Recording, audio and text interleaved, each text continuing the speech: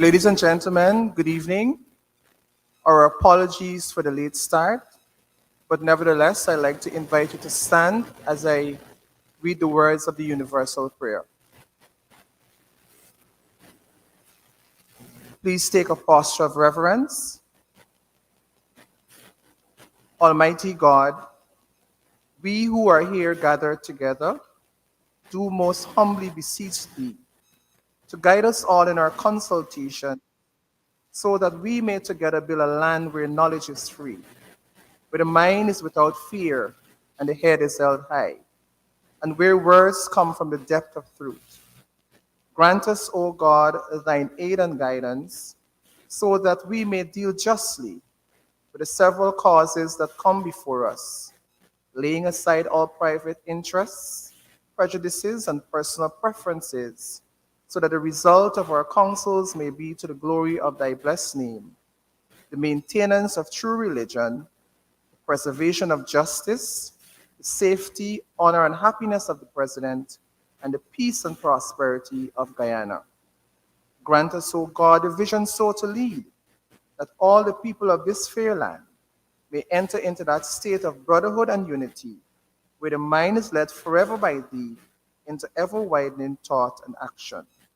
Please remain standing as we listen to the words of the national anthem.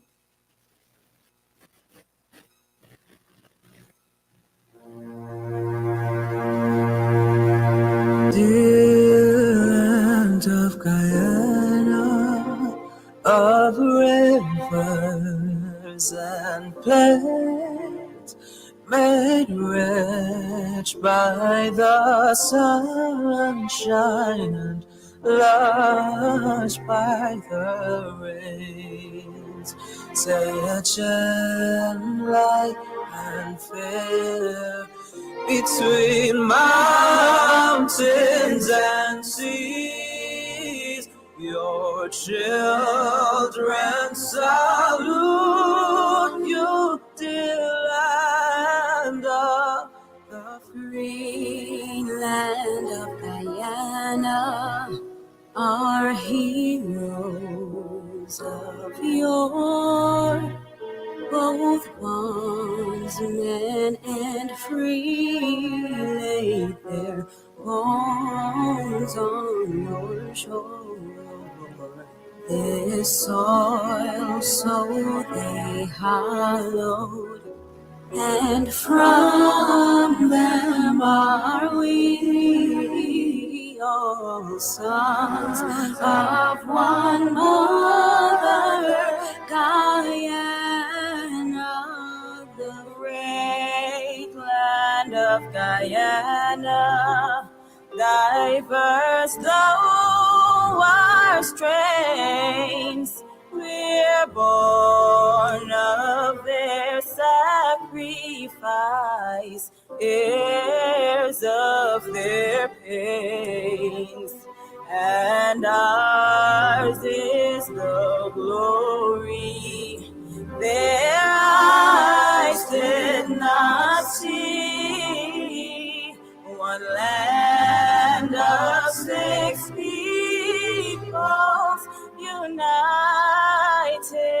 and free. Land of Guyana, to you will we give our homage, our service, each day that we live. God guide you, great mother, and make us to be more worthy our heritage.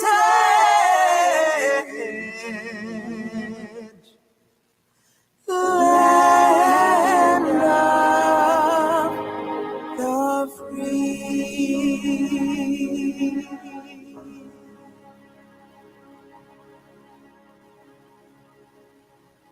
Thank you. You may be seated.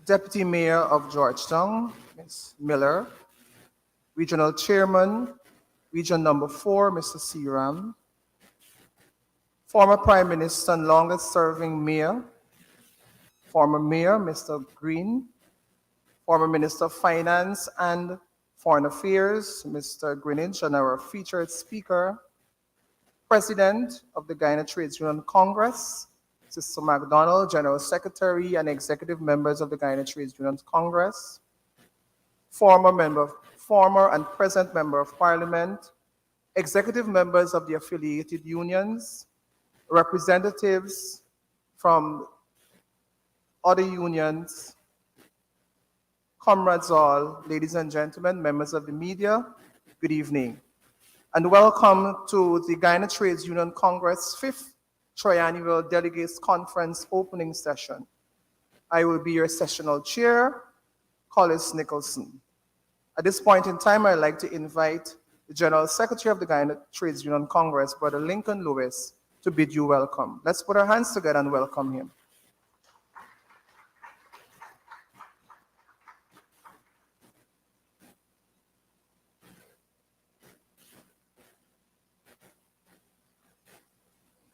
Thank you, Mr. Chair. All protocol established. Let me first of all apologize for the absence of the brother Norris Witter, who is listed on the program. He has a death in his family. His sister died, and he is out of town, seeking to put arrangements in place for a return. So what we can do is to extend our sympathy and his family. Today is Joseph Polydor's birthday. And we come here today to re-invoke Polydor in Polydor Auditorium. I believe tomorrow is Army Board Day. Well, I'll wait for you tomorrow when you buy the drinks and you prepare the food. But let me say, you have not yet started to live. You have a long time more. The trade union, as I said, we are here to invoke Polydor. There are a lot of thoughts that are bandied around about the trade union. And I always say to people, so long there are unscrupulous governments, unscrupulous employers, there will always be room for the trade union. I've been listening to a number of persons who call in on shows, who blog on the newspaper, and they always say to us, the trade union talking about politics. Let me seek today, as I welcome you, to set the record very clear that this Guyana Trade Union Congress, as a social, economical, cultural, environmental, and political responsibility to the society within which we operate. I say this against the backdrop that when a worker, be it wherever he is employed, leave his home and he goes to the community that he lives and he's confronted with blackouts, inadequate water supply, bad roads, and when anyone take ill, there's no appropriate pharmaceutical in the clinic or the hospital. And more so, when the government continue to deny us our constitutional right by not respecting Article 27 of the Constitution, which speaks to free education from nursery to university. And we have a right to champion that worker cause and ask for justice in any form. I want to tell you that this conference is held at a time when we recognize that the key players in the government is not working for us, but for other interests. Over the next 3 days, tomorrow we resume at 9:30, and the following day, which is Friday, at 9:30. Over that period, we shall discuss these issues that impact the well-being of the workers and citizens of this country. Let it be known and let it be clear, a clear message to governments and policymakers. And we want it to be very clear that we will not retreat, we shall not surrender.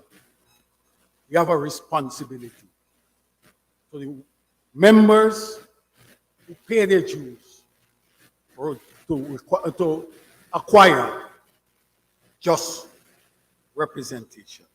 With these few words, I want to take this opportunity to welcome you to this 5th Triennial Delegates Conference of the Guyana Trade Union Congress. And may we hold hands as we would say it. Welcome, brothers, sisters, and well-wishers. Thank you.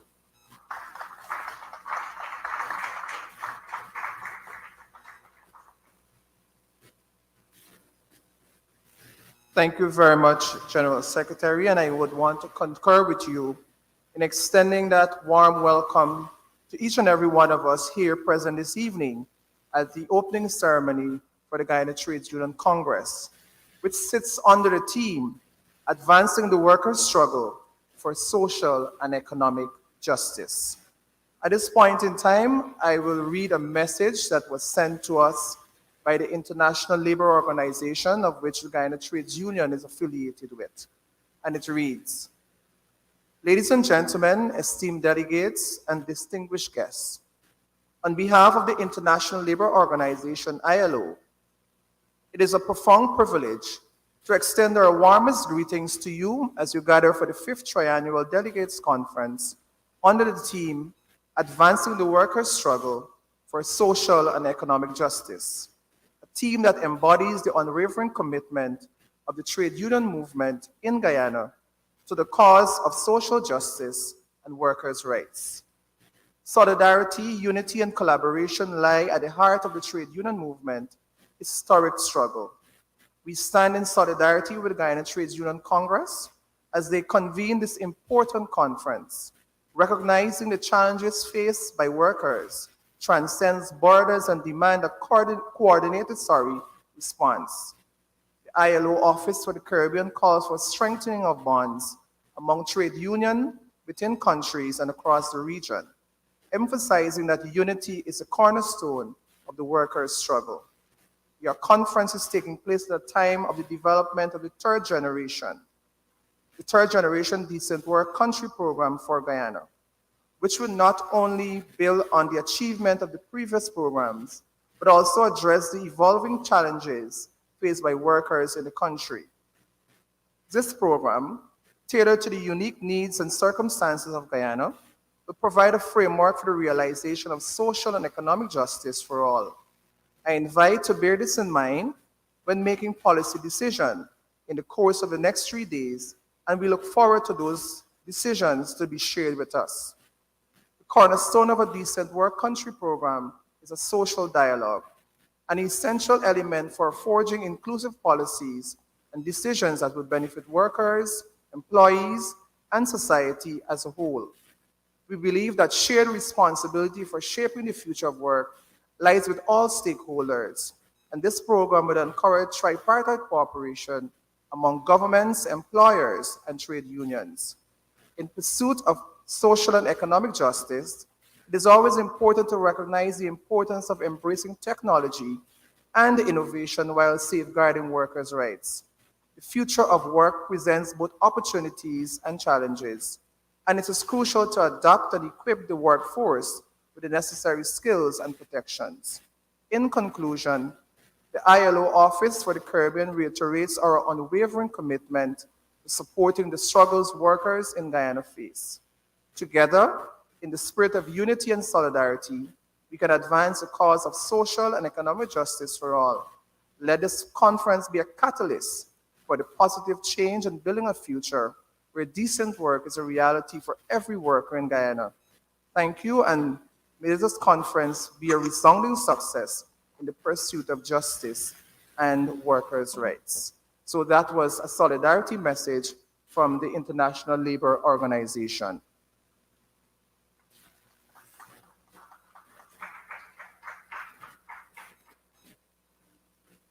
We will now stand and sing the union song, the International, and we will be ably guided by the music or the instrumental being played by the DJ. The words are printed on the program, and we will stand and sing.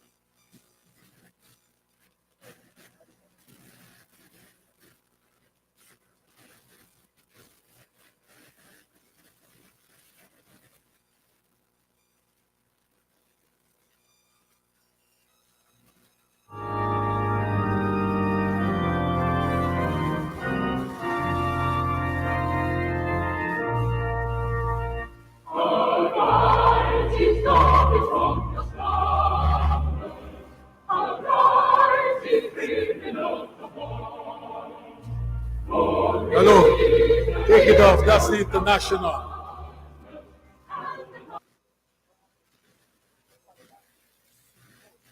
Solidarity forever. Okay, let's start here.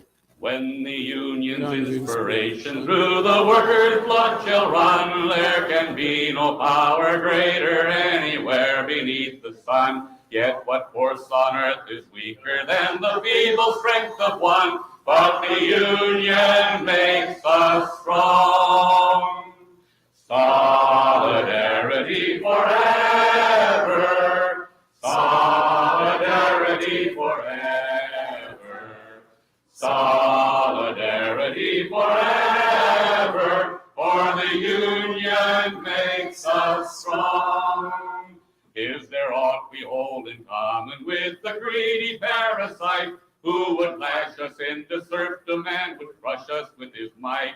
Is there anything left to us but to organize and fight? For the union makes us strong. Solidarity forever. Solidarity forever. Solidarity forever. For the union makes us strong. It is we who plowed the prairies, built the cities where they trade, dug the mines and built the workshops, endless miles of railroad laid. We stand outcast and starve amidst the wonders we have made, but the union makes us strong. Solidarity forever. Solidarity forever. Solidarity forever. For the union makes us strong. idle drones is ours and ours alone. We have laid the wide foundation, built it skyward stone by stone. It is ours not to slave in, but to master and to own, while the union makes us strong. Solidarity forever, solidarity forever, solidarity forever, for the union makes us strong. They have taken untold millions that they never toiled to earn, but without our brain and muscle, not a single wheel can turn. We can break their haughty power, gain our freedom when we learn that the union makes us strong. Solidarity forever, solidarity forever, solidarity forever, for the union makes us strong.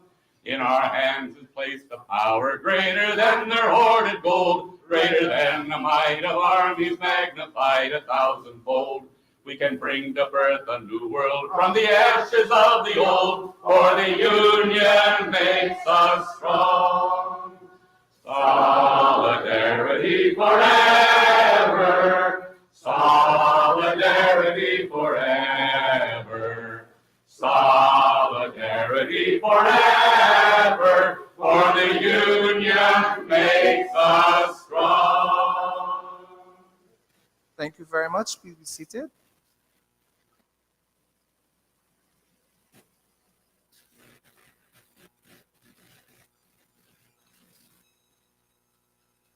Ladies and gentlemen, I have the distinct pleasure of introducing to you the President of the Guyana Trades Union Congress. I recall 5 years ago, this individual took the helm right in this very auditorium as President of the Guyana Trades Union Congress.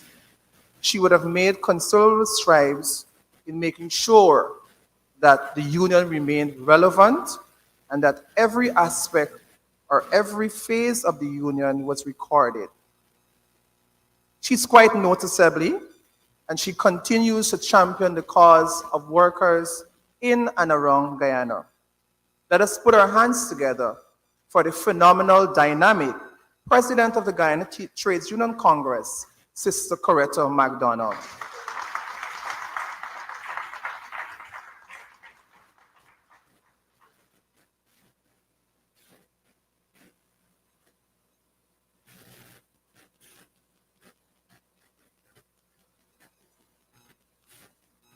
Thank you, Comrade Chairperson. For a while, I was wondering who he was really referring to.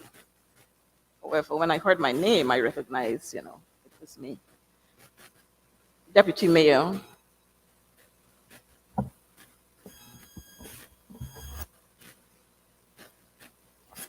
Minister,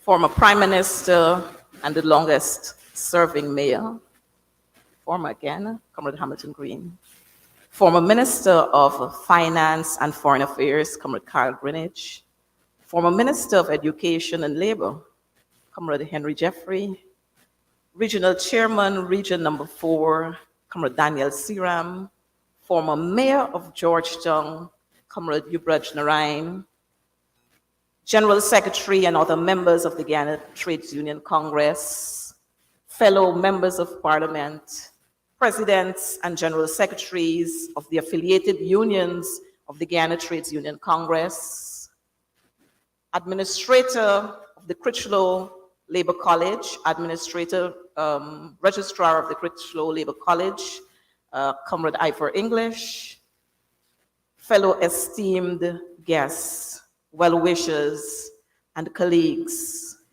We are gathered here at a time when our country is in crisis. We are gathered here at a time when our decisions and our activation will determine the way forward. I stand here today humbled to deliver to you a free talk, which I'm sure will guide us as we move forward for the next 3 days. We are here today under the theme, Advancing the Workers' Struggle for Social and Economic Justice. While on my way here, I heard a song from a famous artist. Everyone is crying out for peace. None is crying out for justice. And we are here gathered this afternoon because we are crying out for equal rights and justice. And these are the backbone of the trade union movement across this world. And before I go further, I would want to recognize the presence of our colleagues, our sisters, and our brothers from the Guyana Public Service Union. Thank you, Dawn and others, for being here.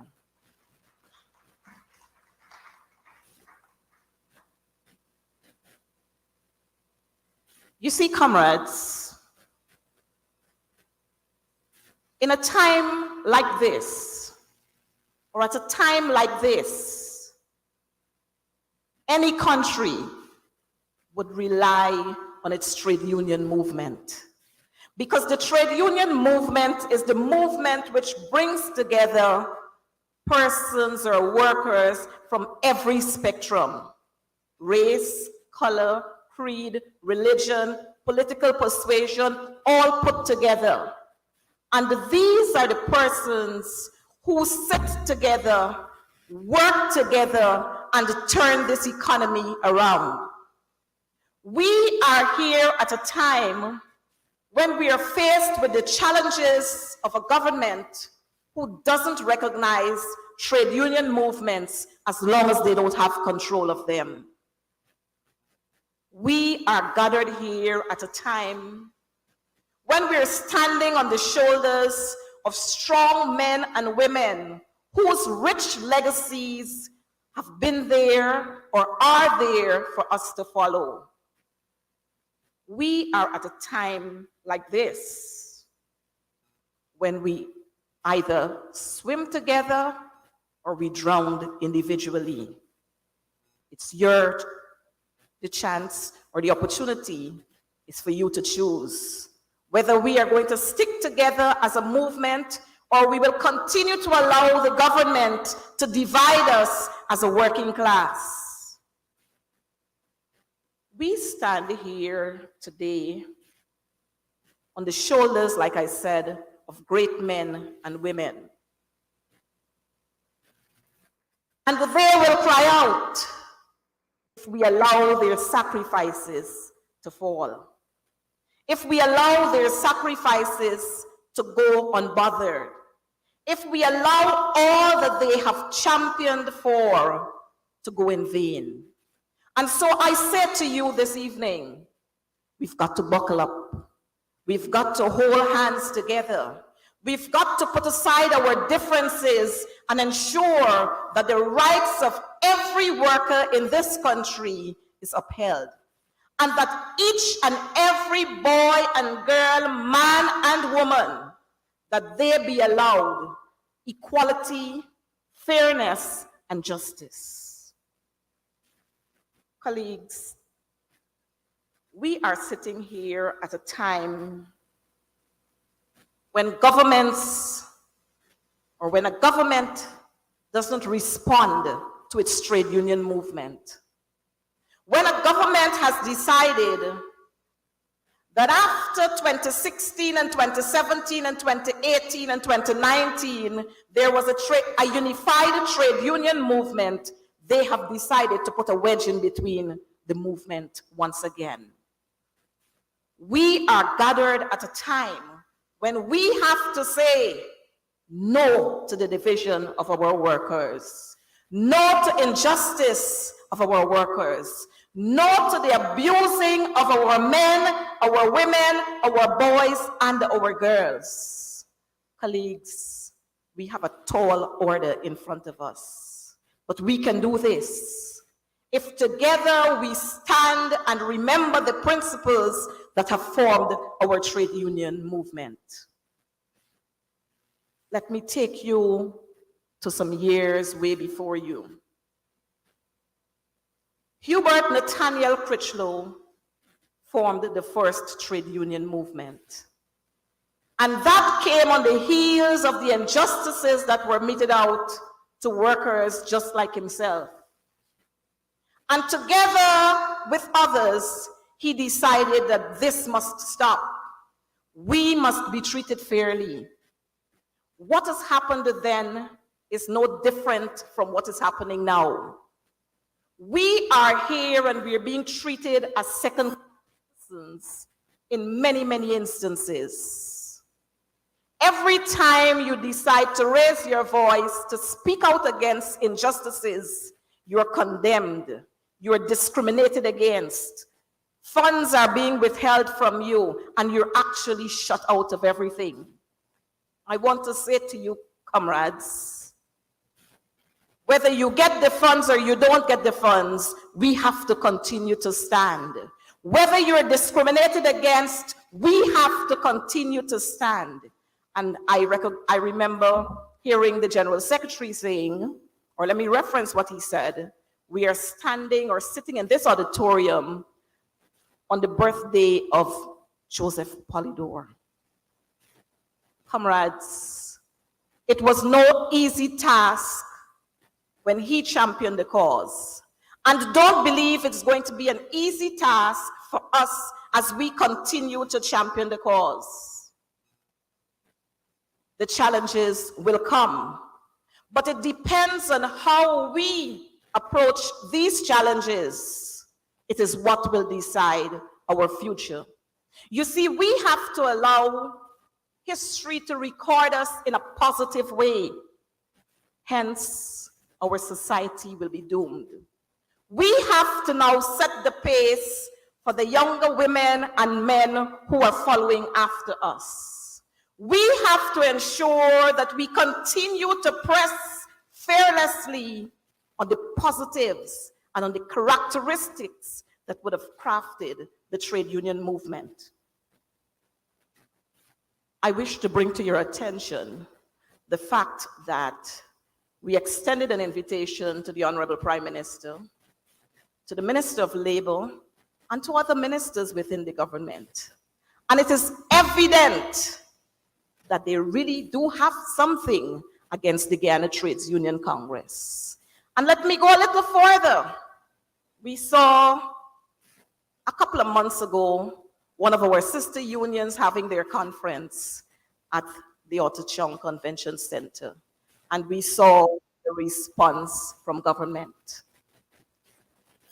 It leads one to wonder, is it that the GTUC is doing something wrong? And I'll allow you to answer that question for yourself. Or is it that we are doing what is right and that some persons cannot face what is right? Let me go a little further. The Critchlow Labour College, which gave that second chance to many, many, many of our citizens who hold prominent offices today, has been stigmatized. The subvention for the Critchlow Labour College was taken away. Even after every single asking of the government was delivered, we continue to face the challenge of not having our subvention restored. And just recently, the Critchlow Labour College once again in the body of the TUC suffered not theft, but deliberate attempts to close the doors of this building by vandalizing our sanitary blocks. Whatever they couldn't destroy, they pulled out. These are the challenges we face in a time like this. And brothers and sisters, we have to rally together. If we want to defeat that foe, We have got to come together and put our hands and our hearts and our thoughts. And so it gives me the opportunity at this time to extend again that olive branch to every sister, brother union outside of the Guyana Trades Union Congress, to let's hold hands once again and to fight for the workers of this country. Let me say to you, comrades, we have seen the posture of this regime. And when we think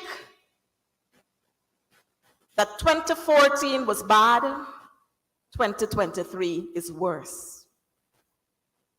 We have seen again in 2022 the non-responsiveness of this government to unions outside of the unions that they can control when they would have submitted their salary proposals. No response. We have seen the non-response of this government when the Guyana Trades Union Congress would have written on behalf of its affiliates. No response. But we hold on to a mantra that is going all over the place, one Guyana. I ask you this evening, is it one Guyana for those who we can control, and another Guyana, or maybe no Guyana, for those whom we can't control? I said to you, comrades, our toil will not go in vain. Every day as we labor, we will continue to make inroads because we will register our concerns near and far. We will rally for support near and far. But the bottom line is we must establish unity first amongst ourselves. And that's one of the issues that we have. In this movement, we are going to have our differences. But when it comes to the rights of workers in this country, we must put our differences aside and rally for the cause of our workers. I want to say to you, comrades, budgets have come and they've gone. We have continued to submit our proposals, our suggestions, and everything that we think is worthy of being mentioned there for the benefit of our workers. But you know what? When you hear the budget speeches, you wonder whether you were part of some of those meetings or not. Now, we have been deemed the fastest growing economy in this world. Yet many of our workers can hardly afford to live on their salaries. Many of them, before even receiving their salaries, it's finished. Many of our workers have to toil under conditions that are unacceptable. But if they don't do that, then they would not be able to survive. We hear all the talks about development, but when we look around and we look at what's happening to our human resource, we wonder where the development is going. We hear again about the hundreds and thousands and millions of US dollars that are being withdrawn. And again, we wonder, where are these monies going? When we look at what is happening to our teachers, when we look at what is happening to our nurses, when we look at what is happening to our public servants across this country, you wonder again, where are these monies going? More than that, when we look across at what is happening in our various regions, we can understand where some of the monies are going. And we can understand too where some of the monies are not going. I say to you, comrades, we will not.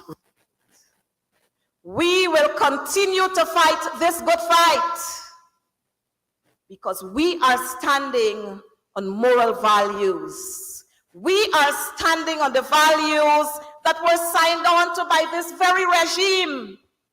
But you know what? Senior folks would say, come see me and come live with me are two different things. And so when we heard the glorious speech of the young man who now holds the realms of presidency in Parliament, when he spoke about how important workers are for this country and how much percent increases in salaries they should have. But yet today, under his charge, workers are still suffering. Unions are still left behind. Unions are still being disrespected.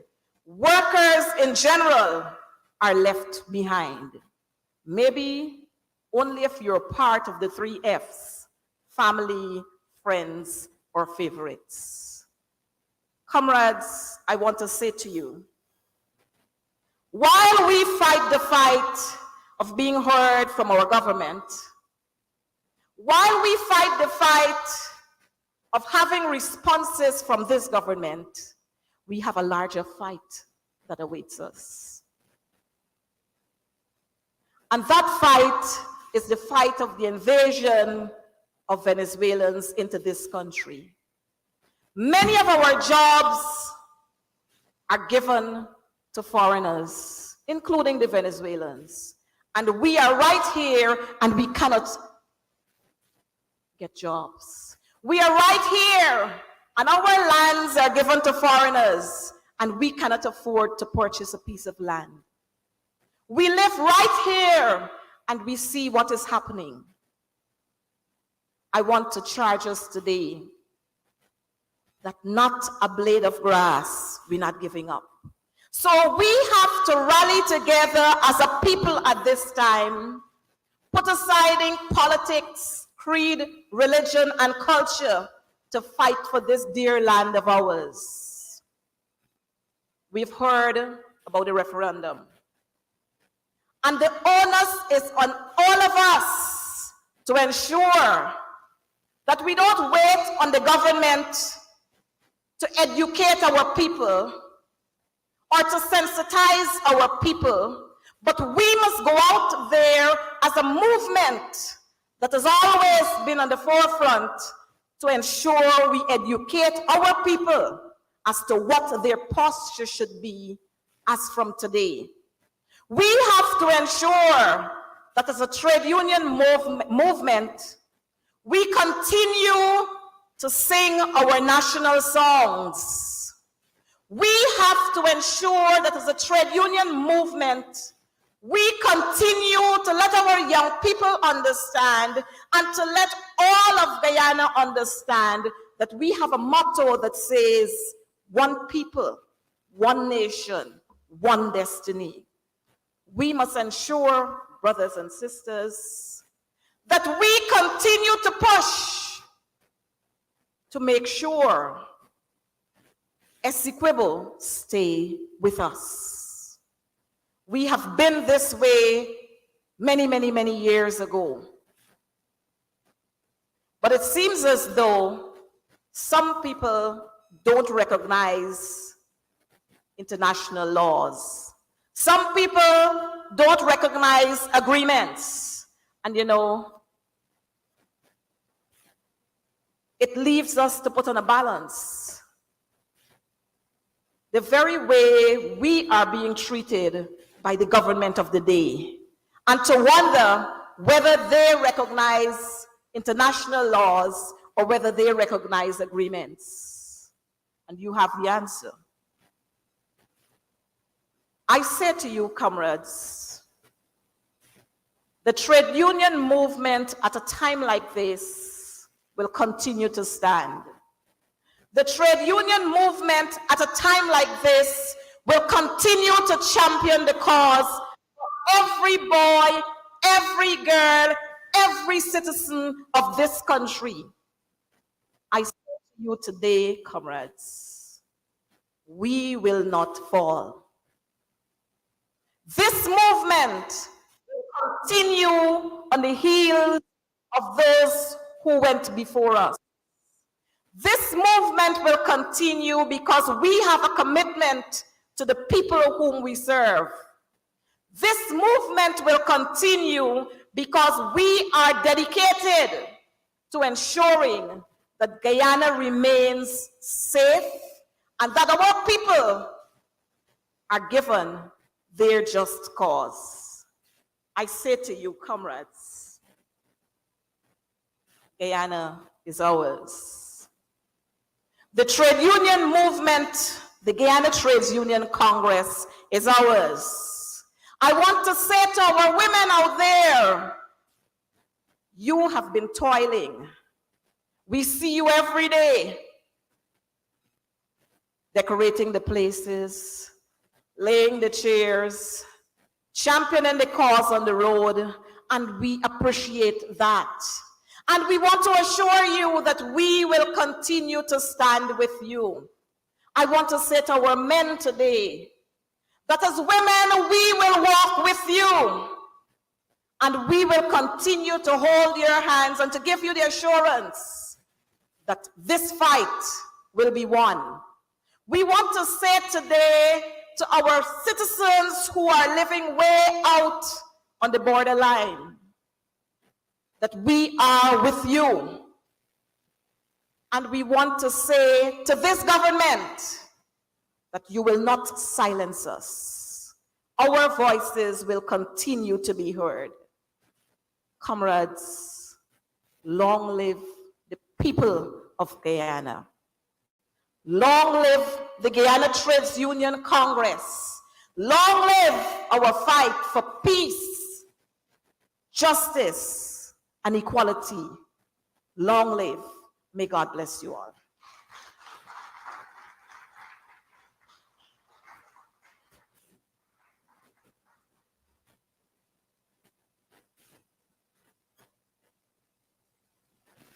Could we give her a bigger round of applause? Eloquently done, lots of food for thought.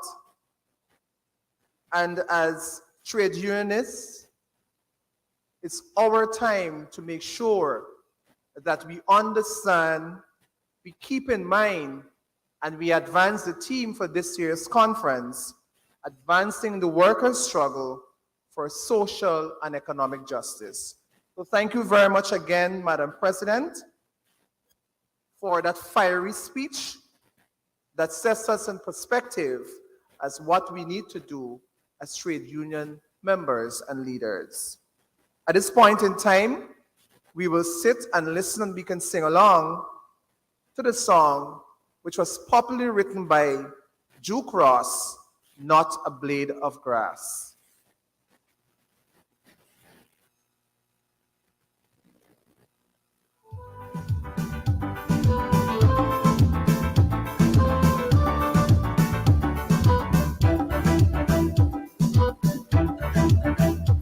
We are a peaceful people, struggling we struggle, and we don't look for trouble, just ask around. But when outside faces, from foreign places, talk about taking over, we ain't backing down. No, we ain't giving up no mountain, and we ain't giving up no tree, we ain't giving up no river, that belongs to we, not the one blue sake, not one rice grain, not one for us, not a blade of grass.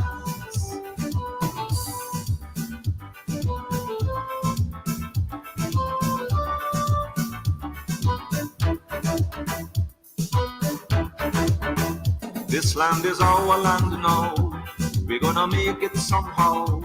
We will bend like a bow, but never break. Our fathers came here, and they lived and died here, and we are moving.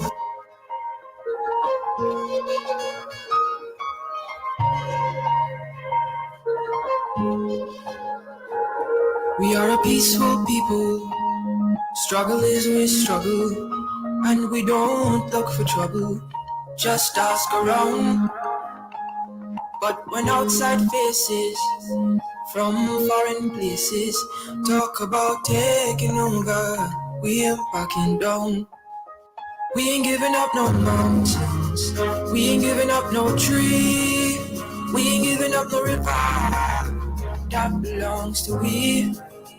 Not one blue sake, not one rice grain, not one karage, not a blade of grass. This land is all I know. We gonna make it somehow. We will bend like a bow. I'll never break. Our fathers came here, and they lived and died there. And we ain't moving nowhere, making mistakes. 'Cause we ain't giving up no mountain, we ain't giving up. We ain't giving up no tree. We ain't giving up no river that belongs to we. Not one blue sake, not one rice bread, not one rice, not a blade of grass. We love the open country of the open honey and the Esquimaux. Take time on it, though we may criticize it. This is our home, we love it, and we need to keep it. We have that right. So we ain't giving up no mountain, we ain't giving up. We ain't giving up no tree, we ain't giving up. We ain't giving up no river that belongs to we. Not one blue sake, not one rice grain, not one grass, not a blade of grass. So we ain't giving up no mountains, we ain't giving up no tree, we ain't giving up no river that belongs to we. Not one blue sake, not one rice grain, not one karage, not a blade of grass.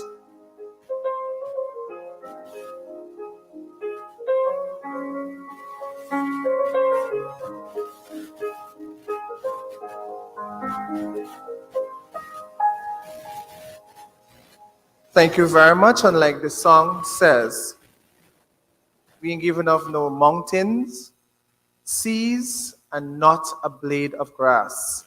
And we will continue to press home that Essequibo belongs to us. And it's a responsibility for all of us, whether we are trade unionists or not, to make sure that our rights as Guyanese are not being trampled upon. We will continue with the program, and at this point in time, I would like to invite Brother Lewis to introduce our guest speaker in the absence of Sister Harris, who is unavoidably absent. So let's put our hands together and welcome Brother Lewis as he introduces our featured speaker.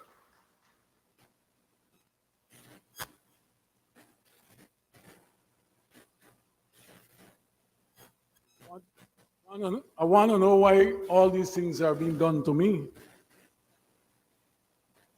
Overwork? No, overwork. I hope I didn't get in like the foreign employers. You know, there are times, there are some people that don't need introduction. I have to do it. I have to fill in for two comrades who both of them have family problems. And at short notice, they indicated that they will not be able to make it. Well, Carl,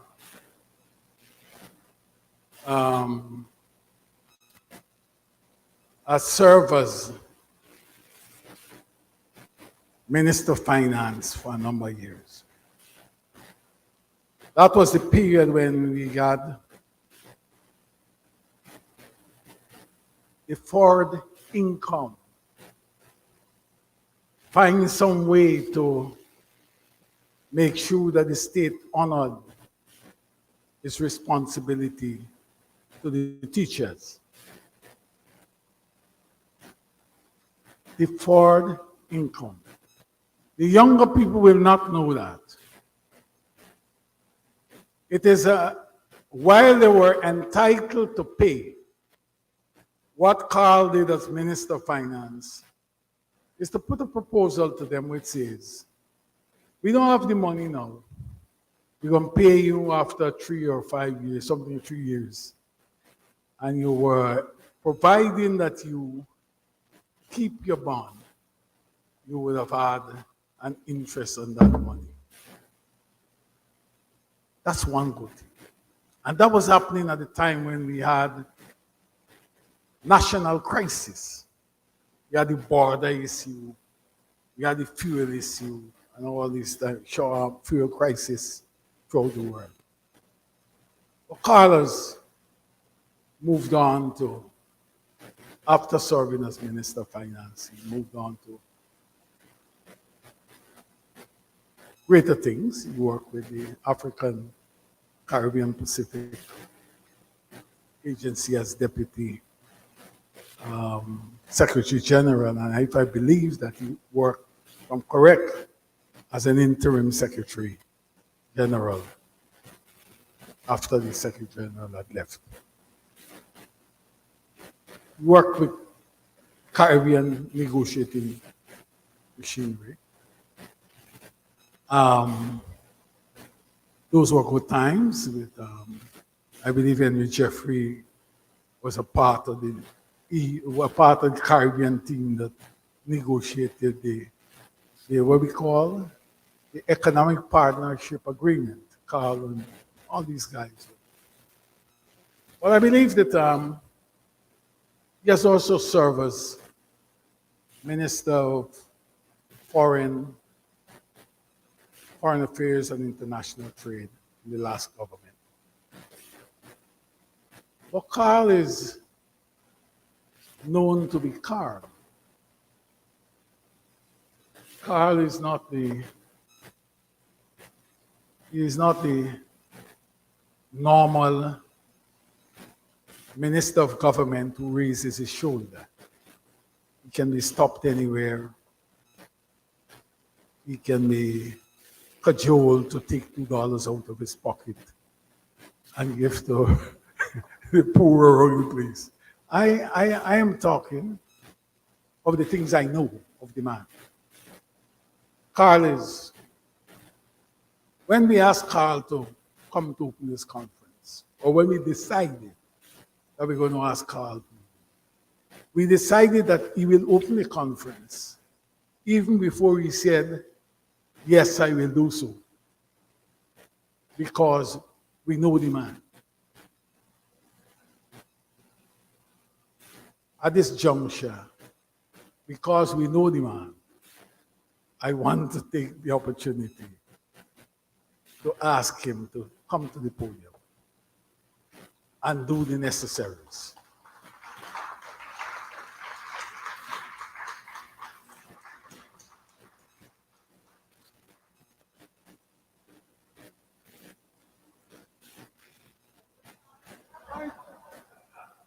Why are you worrying? I can reach you now. My voice carries very far. Mr. Chairman, Madam Deputy Mayor, Regional Chairman Seram, President of the TUC,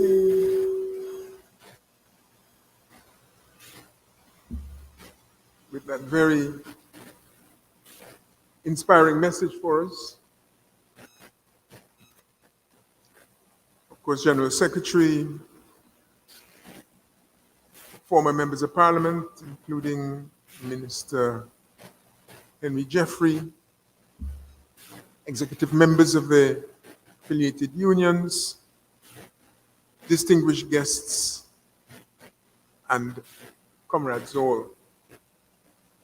It's a great pleasure for me to be here to respond to this very generous invitation extended to me by the Trades Union Congress in relation to its Triennial Delegates Congress.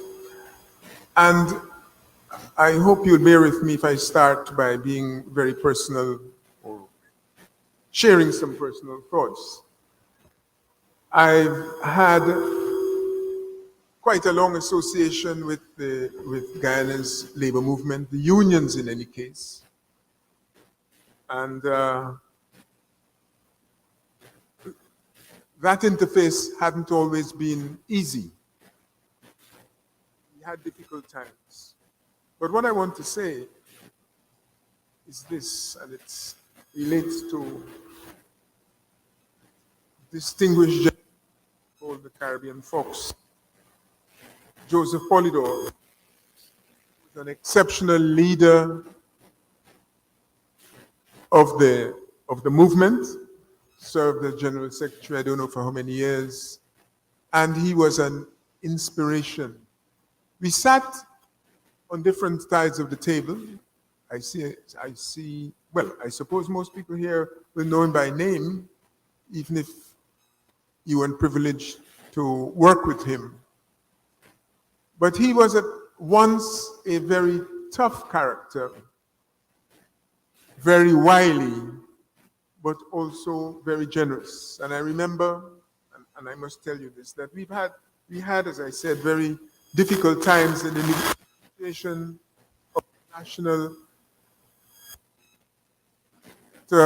and other wages. These were difficult times because we were chronically short. Not quite sure what is in the mic, so. But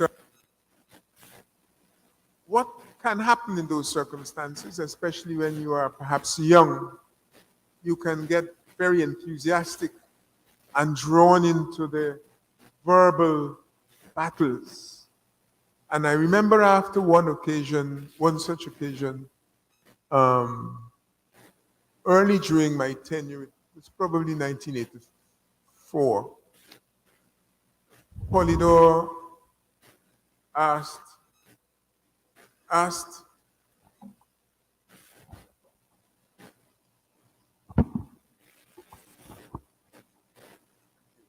if I would be kind enough to allow him to come to see me at the Ministry of Finance. And I agreed. And he came and buttered me up with all the things I had been doing that had impressed his colleagues and how they spoke very favorably of me. But he went on to caution me about getting so enthused about the verbal interchange that I crossed the line, perhaps of politeness, in handling some of the colleagues and their suggestions. But the thing is, the way that Joseph Polydor could speak to you left an impression on you, because he was not nasty, he was not rough or rude. But when he left you thinking about what he'd said. And so I'm especially pleased to be able to join with you on a day like today, which we are told is his birthday, and use it as an occasion to remind ourselves of the great leaders that had preceded us, of the things they'd achieved, and what they expect of us today. I think that is very, very important if we are to maintain a balance, especially at times like these, which are very difficult. You've heard both the General Secretary and the President of the Union aver to some of the challenges facing the trade union movement and the TUC in particular. So one can I think, understand that these are big challenges, but we should understand also that we should try and do our best to ensure that we keep the lines of communication open and we find ways to communicate that will not frustrate the message, that will not damage the message that we have, which is a very important message on behalf of a very large, even if it isn't always as active and energetic as it should be, but a very large body that we represent. So that is what I'd like to say in relation to Joseph Polidor, who, as I say, I admired very much, and he was a great support and assistance in difficult times. Now, I gather from that that our former Prime Minister and former multi-period mayor, Hammy Green, has a birthday tomorrow, and I want to thank Lincoln for drawing that to our attention, because somehow when these events occur, Hammy always forgets to call me and invite me over. So I don't have to wait for an invitation now. Former Prime Minister, you will see me. I won't come too early tomorrow, but I expect that the usual, what your colleagues used to call the comestibles, would be made available so that I can enjoy the day with you. Comrades, I wonder if you'd bear with me if I started off also on a very personal note. Many years ago, I registered to do a PhD at an institution in London. And that institution had made its name as a result of what they call attaining a standard as a center of excellence in part of the field of economics. The field doesn't really matter. Because the story I want to tell you has to do with labor and the importance of the movement and the importance of education in all its dimensions for the unions and the trade union movement. The place I was going to was a place called Birkbeck. It may not mean much to you. I know that there are going to be others here who know of it. It's today one of the colleges of the University of London, but it started off as an institution that was called the London Mechanics Institute. Moved from that in 1823 when it was established to the 1970s when it was recognized as a center of excellence, even within a university that had exceptional institutions that you would know: University College London, King's College, and the London School of Economics, which I'm sure you would have all heard. I don't want to talk so much about the university itself, but about the people that established this college. One of those persons, the main person, was a fellow by the name of Birkbeck, as you might imagine. It didn't start off with his name, but they appreciated his contribution to the education of the working men and the children of the working class. When he was a physician, but he was also a philanthropist. This is Mr. George Birkbeck, a medical doctor. When he launched the institute in 1823, there were 2,000 persons present trying to join, trying to register, trying to take advantage of that opportunity for working men and the sons, not the daughters, at least not yet, of working men to be educated in a variety of fields. The interesting thing about George Birkbeck's initiative was that the intention was to give working men instruction in what he called the branches of science and useful knowledge that would be relevant to their fields of work. And in the words of one commentator, the public as a whole didn't react very favorably to the idea that you must educate the children of the working class. And it was suggested that this was really a process of scattering the seeds of evil around the world. Now, we should be familiar with that attitude because in the 1820s, when the Congregational Church, which we call now the Congregational Church, was seen bent on educating slaves, and then the children of slaves, it faced similar resistance. But, you know, in time, this sort of resistance and ignorance will be overcome. It was overcome. By 1830, so the institution was established in 1823. By 1830, they had moved, and that's even before universal education was offered in Guyana, to enroll women.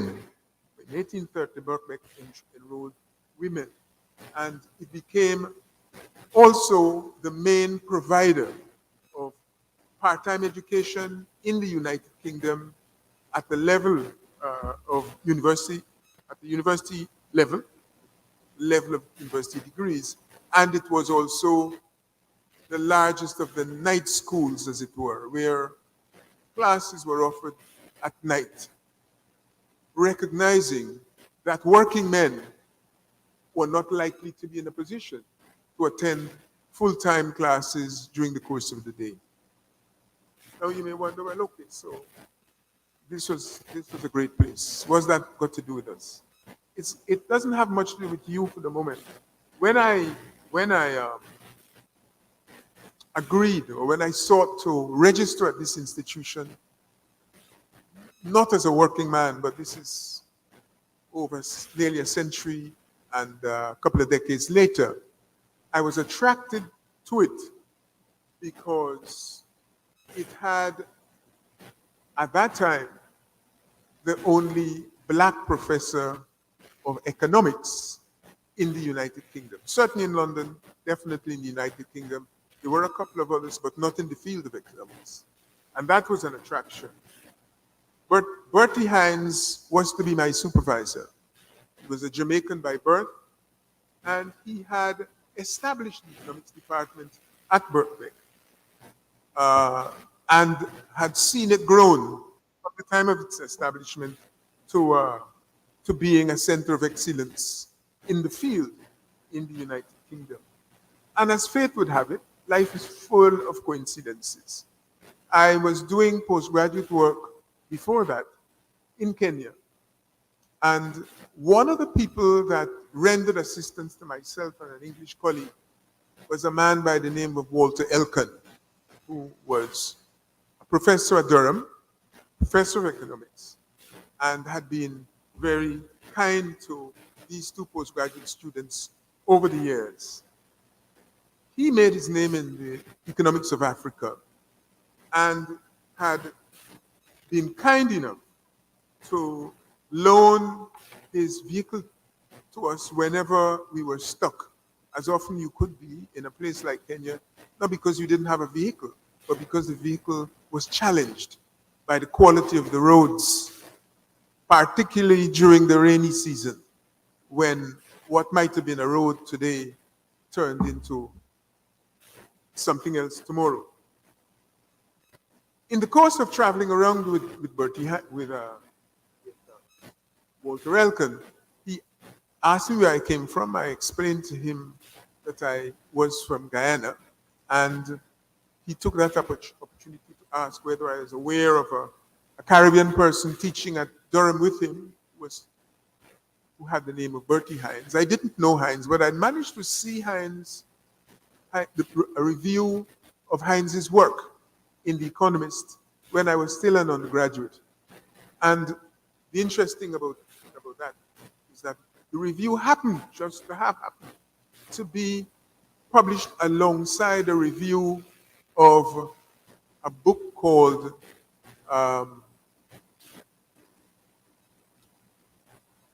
a book by Eric Williams called From Columbus to Castro, one of the most important pieces of work done on the Caribbean in the last century.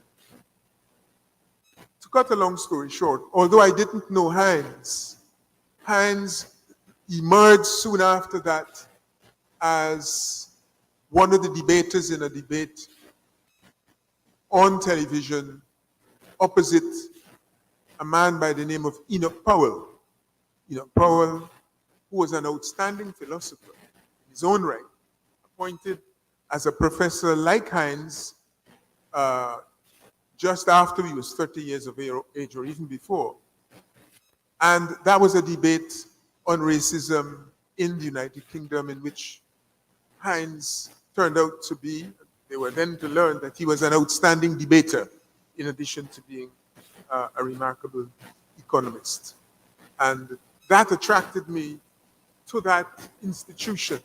But the more general point I want to make is that we often underrate the importance of education and or the value of education to the entire community, and not just those who are going to be the leaders in the offices, in the parliament, and elsewhere. And this was Birkbeck's contribution. Its approach to education is one I value and I keep close to. And the coincidence that allowed me to come into contact with Walter Elkin, and in that way to be aware of the work of Bertie Heinz, I value very much also. Now I want to say a couple of things about education before I move on to the specific topic I've been asked to address. And that topic, of course, is the topic of sustainable, or relates to sustainable development. It is that education, in the examination of education by economists, whether they're using the classical theories of economics, neoclassical theories, or label them what you may, education, I think, has always been recognized as being important. But more recently, or most recently, the importance of education has been appreciated, not only the education of an individual and the value that that individual brings to the community by being equipped to help them to address problems, by helping the community to address problems, fixing things, analyzing things, and working with others. But it is also important because the economists have recognized and are sharing their understanding of systems, how systems work, and systems work better when the elements and actors in the system can relate to each other, because their education, levels of education, types of education, approach to education allows them to communicate not only with the people in their discipline, not only with the people at their level, but with all the other categories in the community. And whilst we, as Guyanese, pride ourselves in what we have achieved in education over the years since 1860, in particular, I don't think we fully comprehend the contribution that education can make to our society and to our society getting out of the challenges that it currently faces. And that point I'm making not to say that I don't think you recognize it, its value to the community, but to say to you that it is as important to the trade union movement itself to promote the development of education across all spheres and dimensions of the trade union movement, just as it is to the community as a whole.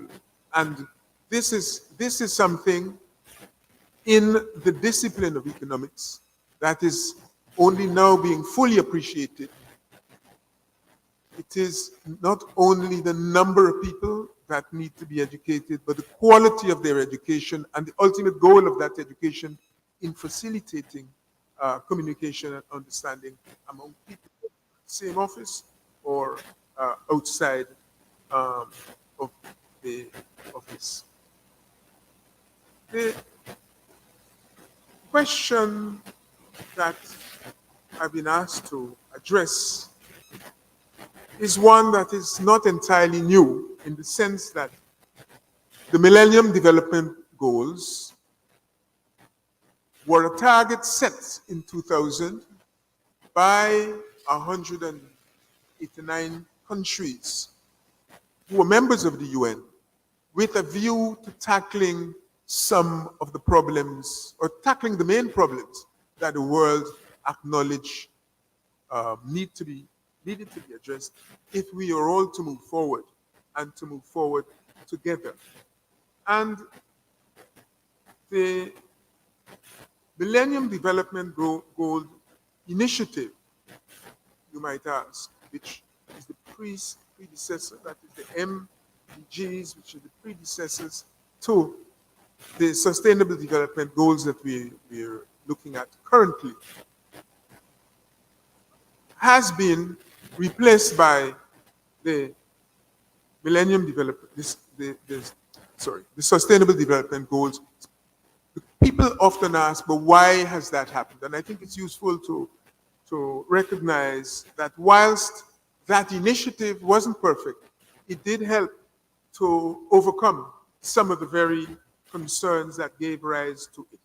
The issue of getting people out of poverty, the issue of making inroads against hunger, the attempt to ensure that most girls and young women are able to attend school, the need to protect the planet, and so forth. It has been estimated that some or only 3.5 of the targets set for the Millennium Development Goals have been achieved.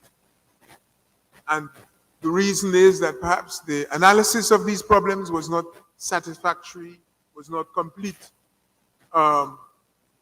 It may have also been because the causes of global poverty, such as the growing regional wealth disparities within the regions, employment issues, inadequate infrastructure, and so forth, were not tackled assiduously enough. But when you look at what happened between 2000 and 2015, when SDGs were embraced, you will see that a significant proportion of humanity did do well out of it. And if I'm to tell you that the success cases include both China, the world's largest country by way of population, relatively recently, and Brazil, one of the largest in terms of size, you will understand that the achievement was not insignificant. We say it's only 3.5 out of 17, but it was not insignificant. So, in the light of the fact that we didn't achieve those goals within the period that was set for them, we've now set some goals to be achieved. The 193 countries, additional to the last batch, to be achieved by 2030. And in September 2015, it was decided that those new goals under the rubric of Sustainable Development Goals should be tackled by the world as a whole in circumstances where a greater part of the onus for implementation is to be placed on the countries themselves. Greater part of the onus is to be placed on the countries themselves, and the SDGs cover issues that are highly relevant to the work of trade unions. These include the provision or promotion of decent work, fight against poverty again, inequalities, climate change, and the need for greater gender equality, free quality education, public services, and stronger institutions. These are amongst the new focuses that go with the Sustainable Development Goals. And it's perhaps useful also to say that the number of targets that have been set under this new initiative have moved from 18 to 169. The number of indicators have moved from 48 to something like 2031. And the geographical coverage now is not only coverage of developing countries, but of the entire world, rich and poor, because it's been recognized that the existence of disparities, especially widening disparities, contribute in no small way to global instability. And so one of the targets, of course, is to pursue the goals, but the focus is to ensure that there is a narrowing of these disparities and that poverty reduction remains a major focus. Sustainability is also now identified as a very important priority. And what is more, the SDGs, if you allow me to use that shorthand, in the individual states that are fashioning targets and means are to be undertaken by groups of persons. The idea of inclusivity has now become central to this initiative. And you will see a lot of emphasis being paid to this. And I make special mention of it in the light of the comments that were made, again, by the General Secretary and the President, meaning that it has been recognized that one of the weaknesses, one of the reasons why we were not able to achieve the targets set for the Millennium Development Goals had to do with our failure to be as inclusive as we could have been. And so, in pursuing the new initiative, there ought to be no place for exclusion, whether it is of trade unions or of groups in the community. Stakeholders of all types need to be involved. Categories and subcategories that are representative of important elements amongst our stakeholders must also find a place. This is what lies behind the move from NDGs to SDGs. So exclusiveness or exclusion has no place under this new initiative because it has been recognized that failure to be inclusive is almost guaranteed to ensure failure to achieve the goals and targets that have been set. I hope that is clear. And I hope that in selling your demands to be included, you bear that in mind and make that evident to those with whom you interface.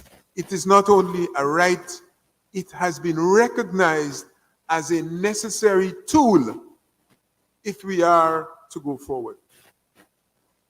The SDGs and the pursuit of SDGs, which Guyana, like 192 other countries, has embraced, has to deal fully with the trade unions because The work of the trade unions is central to the achievement and implementation of these SDGs. The unions can play a crucial role.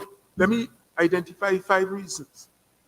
These are important actors. Trade unions and labor representatives are important actors in advocacy and in representation. In other words, taking up interests, problems, and goals of people in the wider community. And of course, the unions have a special target group, that is workers and their family.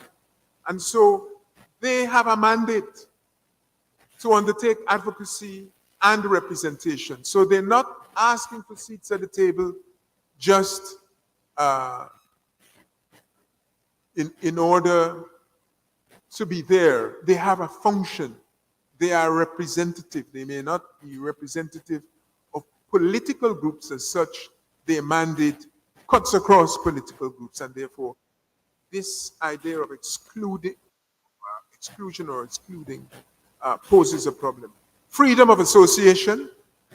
The exercise of union rights is part of our rights of freedom of association in the modern societies, a right enshrined not only in our Constitution, but in the UN Charter. Freedom of association. The Commonwealth Charter also, which charter is of relatively recent vintage, but it is a charter that in assessing the performance of different governments, assessing the performance of governments when they come to defend their performance before the heads of state and governments of the Commonwealth. That is one of the litmus tests, whether there is or whether freedom of association is respected. And I tell you that because when the Maldives, for example, a place that you may know for other reasons, a place of lovely blue waters and white sand, was going through a very peculiar phase in the middle of the last decade. This was one of the tests that the Commonwealth itself asked, and this was one of the things they asked of the leadership, whether they had permitted, whether they had been paying attention to the need to ensure freedom of association. Collective bargaining, I don't need to outline the virtues of collective bargaining to you and its importance to trade unions. It's important to us as former slaves, as former indentured servants, as former members of a community of less than free labor, let me put it that way. When you would have gone through an experience like that, then of course you will be especially appreciative of your right to be represented by those that you have chosen, not those that don't like whoever's speaking for you. So that is one of the challenges of governments, and governments have to live with that. It is a right. Collective bargaining and this contention over collective bargaining, I myself would like to see that end as soon as possible, because these are rights our people have died for. These are rights Polydor and Critchlow and all of his associates would have struggled for throughout their lives. Monitoring and analysis, when the targets set in budgets or elsewhere, but now in the context of the SDGs, when those targets are set, some set of bodies has to report on them. And in fact, out of the office of the president in Guyana, a minister reports to the UN on a voluntary basis and then on a basis where the reporting is compulsory. And in reporting, they have to be in a position to speak authoritatively on what is happening. You cannot do that alone at the level of the central government. Part of the intent, part of the value of monitoring is that monitoring is done by a wide range of entities and observers who have the opportunity to see the initiative at work at first hand. They represent a constituency, but they also have a mandate to get from that constituency the constituency's needs and disappointments. You cannot properly monitor if you choose to exclude from the process of dialogue and monitoring such an important element of the community, such an important actor in the community, a voice of such a fundamental set of actors within our community. So these are four of the crucial things that trades unions or the labor movement as a whole can play in the context of setting SDG targets, which of course are passed. As an old economist, I find it difficult sometimes to put aside the language of the economists. SDRs, of course, are a different matter. But I'm speaking here of the SDGs. And the last of the activities that the unions can be useful in have to do with gender balance and the question of the involvement of youths. This is an issue that is increasingly urgent in the context of Guyana, where such a high proportion of our population below the age of 35, and more importantly, I like to use a lower age target, below the age of 25, constitute the youths in this country. And therefore, the unions, in representing workers, have a role to play in ensuring, pushing both for gender balance and for youth involvement. And of course, unions in this country are committed to those things. So these are five of the areas in which unions can and are usually involved in across the globe in pursuit of the SDGs.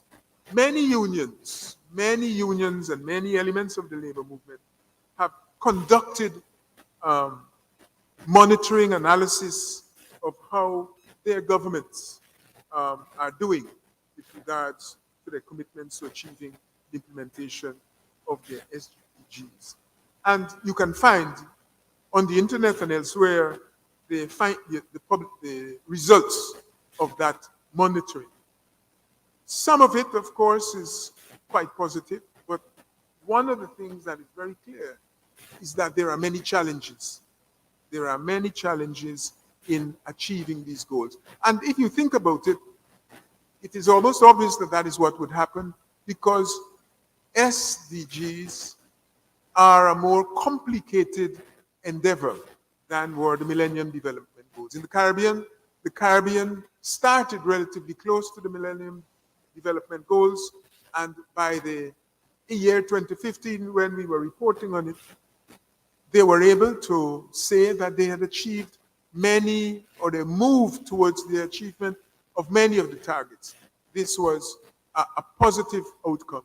But you know, to the extent that those targets were relatively simple, it would have been a lot easier to move to their achievement than it will be for issues that are as interrelated and as complicated as those that constitute Sustainable Development Goals. And when I think it would have been 2018 or 2019, the statisticians of the region, together with those from the UN, were brought together in Jamaica to look at how the region would measure these different indicators that have been set up. Then alarm bells started to ring, because the measurement of these indicators is not a straightforward matter.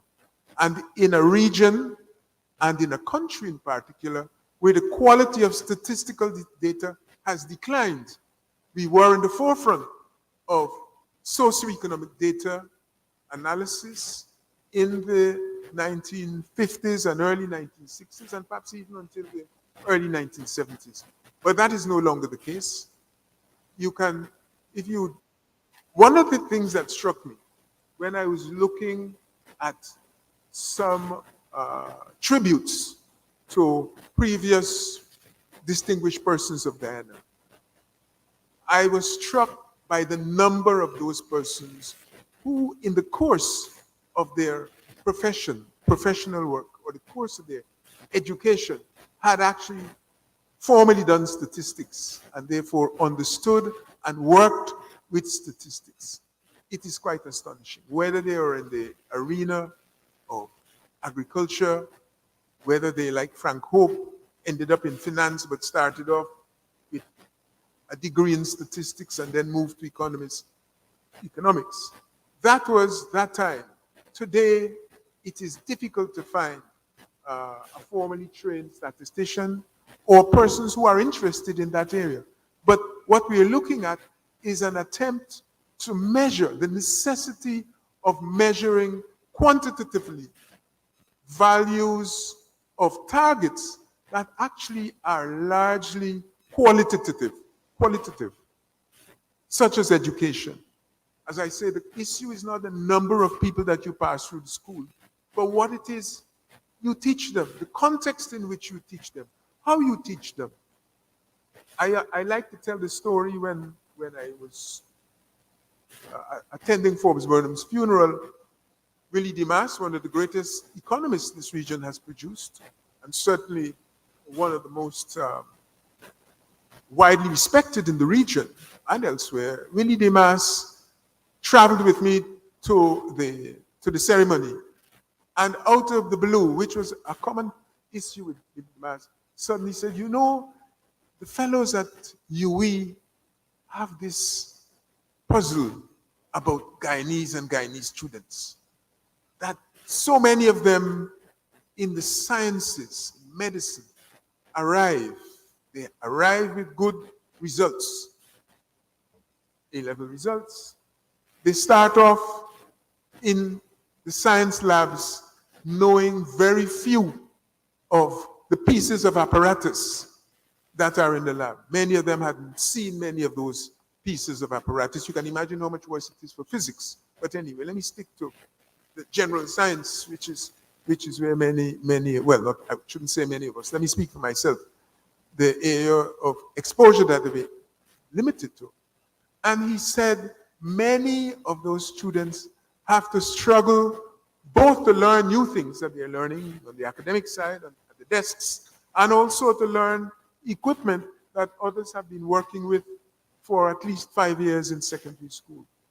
And so when I speak to education and its quality, I'm saying we have a habit of, one, focusing on bookishness, but also a habit of forgetting that there are many dimensions to one's education.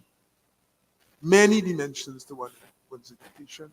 And the practical exposure, the exposure on the practical side, is just as important as the theoretical or the desk exposure.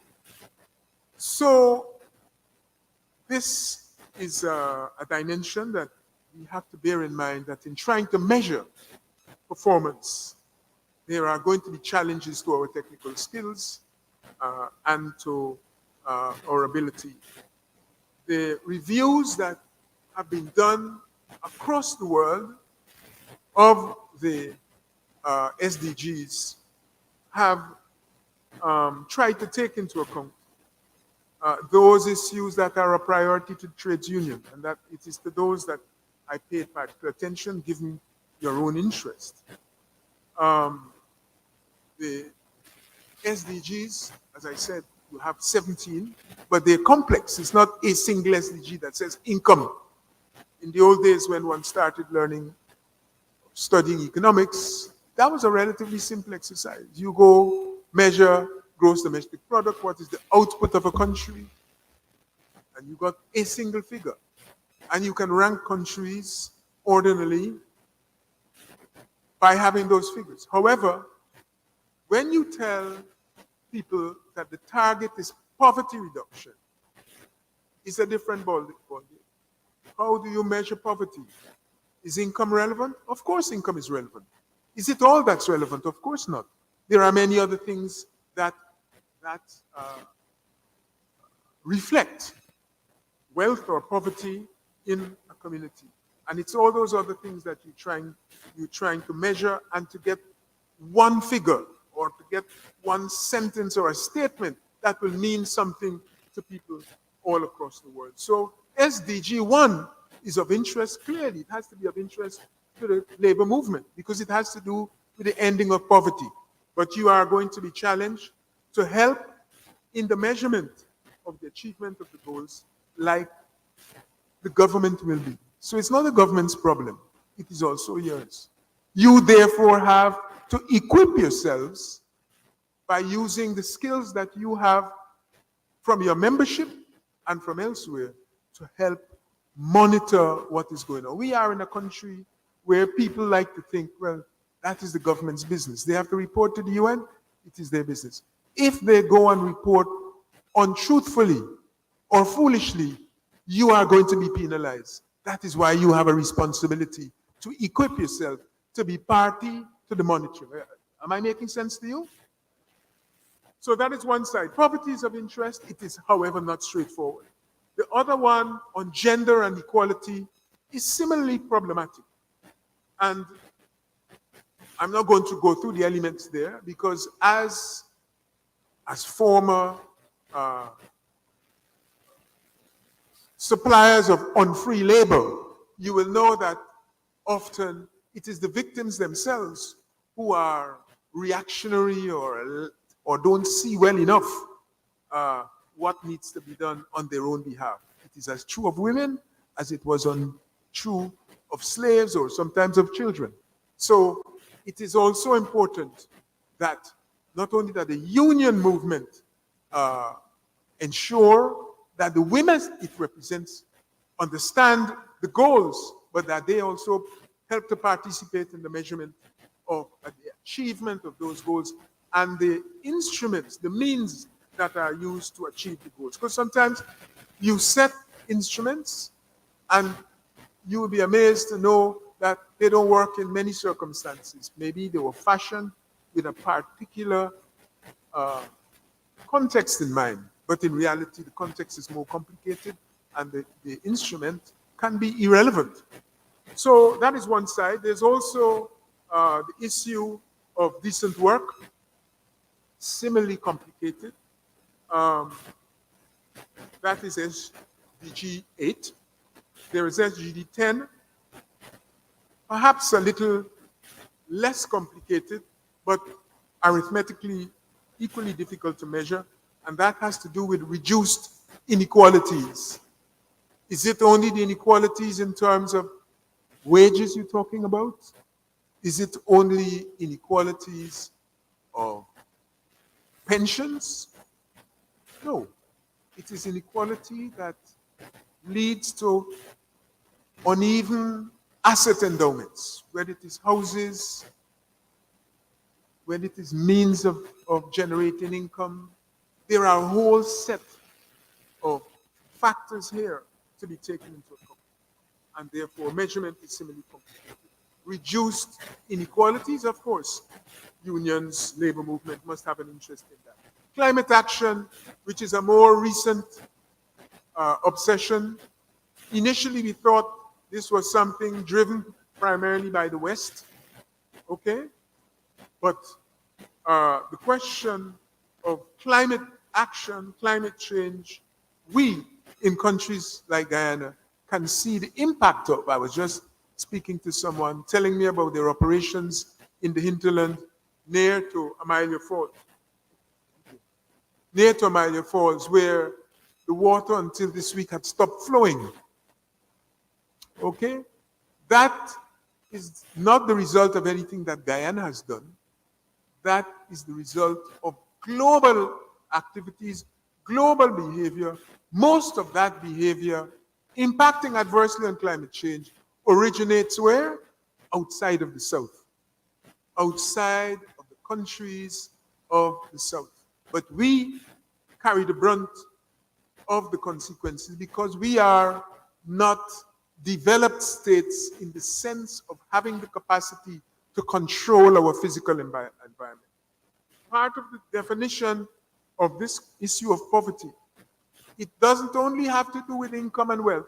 It has to do with whether you are in a position to control your physical and social environment so that you're not a victim of that environment when it changes. When the sun doesn't shine, are your people going to starve? You know, when water stops flowing in the US or it stops flowing, even in Russia, they have technological capacity to deliver it from one place to the next. They have the technological capacity to mediate the impact of poor nutrition on old people or young people or what have you. All of that is part of a reflection of wealth. It's a reflection of what we're trying to measure. These are not only physical things that you easily associate with what you know. And so this is why I have gone to the trouble of seeing what the unions, labor movement is saying about these SDGs, and the SDGs that are of special interest to the unions, to the labor movement. They're not, of course, we are, as human beings, would have an interest in all of them, and we live in a society. What happens next door is going to affect us. But insofar as you have a mandate as unions which mobilize, activate, and inspire the workforce, then you should have a greater interest in these goals that I have highlighted for you. And the union movement, through its representatives at the international level, have participated or recently participated. The UNGA that you would have witnessed when the president of Ghana spoke and the president of the Bolivarian Republic also had things to say, it had other business. The business was not mainly about the speeches that you heard. Maybe the more important business was taking place elsewhere. And one of those sets of activities had to do with these SDGs and the reporting by the agencies that are monitoring SDGs, including the ITUC and some of the other representatives of the labor movement, the TUDCN, that is the network for trade unions, the development network for trade unions. They were having meetings, and at those meetings, they were reporting on their experiences, the implementation, the problems they were encouraging with implementation. And there is a document called A Trade Union Take. This is a new language that has become common, the Trade Union Take on the SDGs. They've compiled a set of perspectives, and you will see that in the June edition, 2023, they're reporting on the experiences, I think in total of about 12 countries. It's very interesting because it includes countries of the Caribbean. It doesn't include Guyana. It includes Venezuela. It includes Colombia. And you will see, as a union movement, that it's useful perhaps to have a look at what they're reporting. In reality, they are the governments and the union movement has been facing structural, social, and economic challenges, issues that have to do with security. And in the course of that examination, I note that they called, and this is in September, they were calling for a new social compact, okay? Which compact would have the SDG 8 at its core. And this is one to do with labor and employment, SDG 8. and they called for responses to workers' demands for decent, climate-friendly jobs, um, and for a just transition, meaning that in the process of moving and adjusting to problems such as COVID, shortage of revenue for the treasury, you must bear in mind what? Justice, fairness, what they call a just transition. So you're moving from where you are now, which is clearly very problematic, to, if it's economists, they will tell you some equilibrium. But it mustn't be something, an equilibrium that does not take into account human needs and those that are listed here in the SDGs. So there are being calls for a minimum living wage, equal pay for women, and a whole set of other things. And they've also tried to set out where countries have moved, and they've moved reasonably successfully. Amongst those, they have talked not only about what governments have done, but how governments have collaborated with others in achieving those goals. And what I would say is that it would seem that although SDGs are integrated into the problems of the arrangements of most governments, it remains the case that the aims of the labor movement, the wishes of the labor movement, are not anywhere close to being achieved in spite of that. Amongst the governments that reported, and now not reflected in the book with the summary, was of course Guyana. The minister in the Ministry of Finance, Dr. Singh, made a presentation during a high-level political forum, and he presented something called One Guyana, Achieving Low-Carbon Sustainable Development for All, and explained that the country's national strategy is deliberately closely aligned with that of Agenda 2030, meaning the goals set by the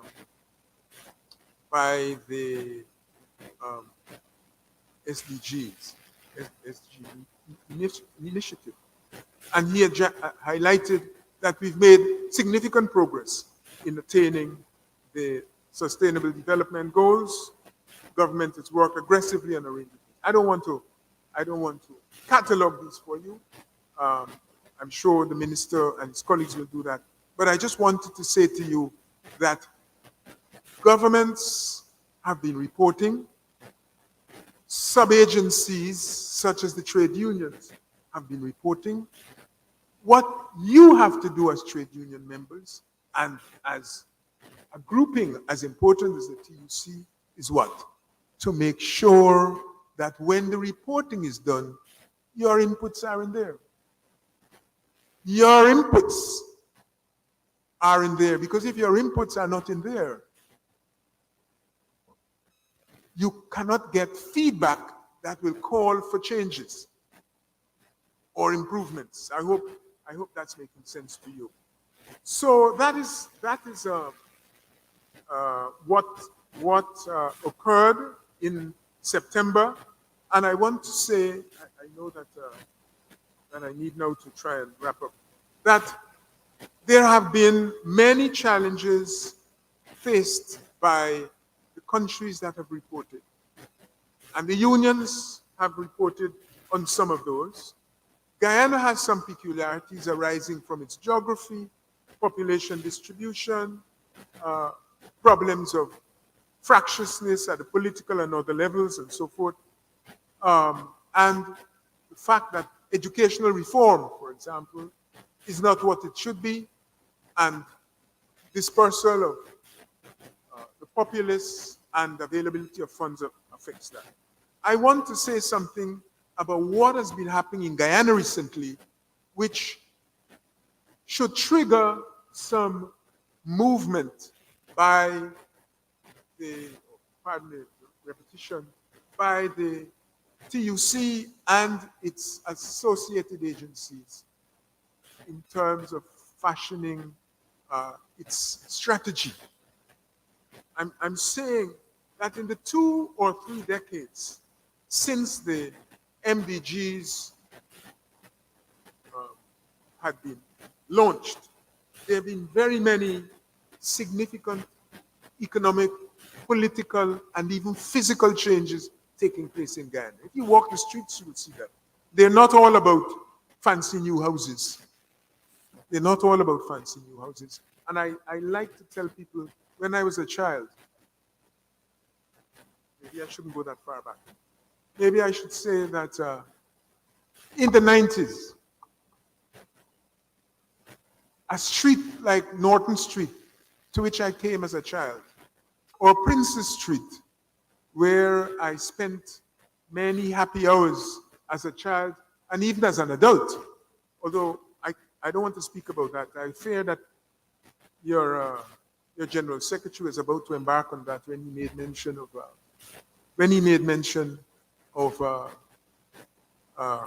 his knowledge of a former minister who left us a few minutes ago.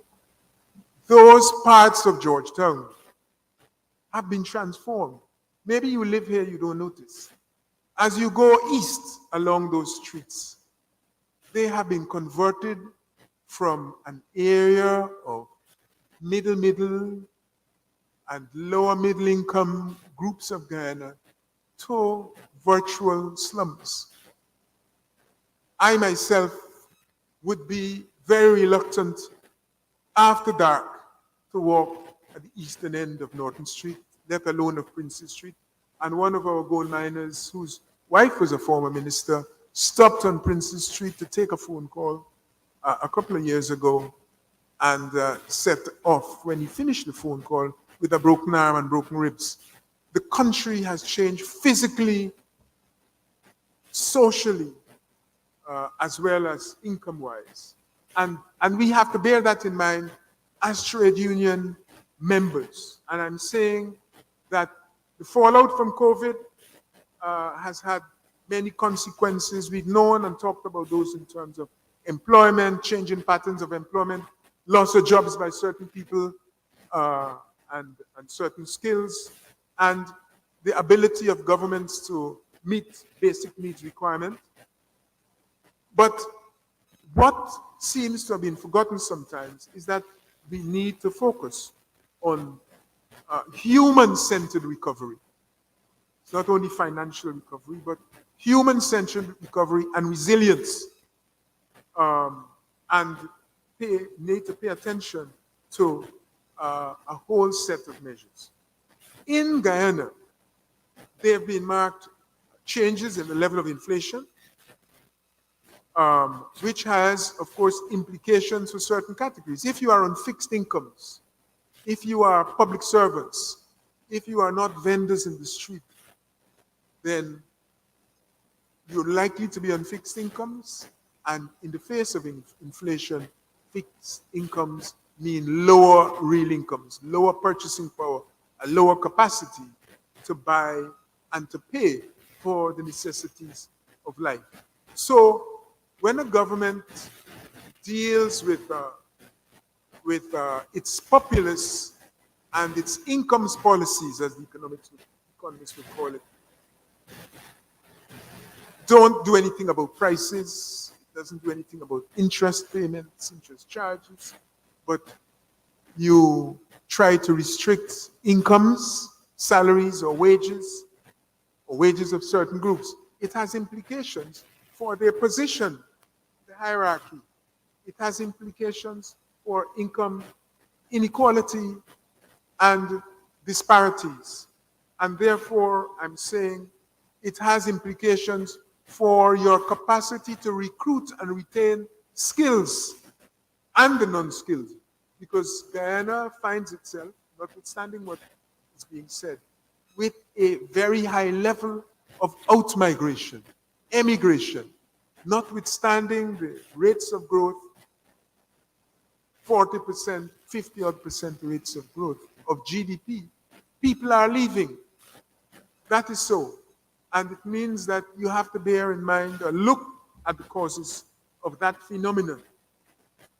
You have other things going on, bribery and corruption, new activities on the street, very many low-income activities involving the sale of low-value products, the physical occupation of space by individuals who may happen to own a house next to a road, or own a business next to a road, or have a business near a pedestrian pavement. And they are appropriating these things as though it's their own. When a space is named a public space, it doesn't mean it belongs to private individuals, whoever can take it up.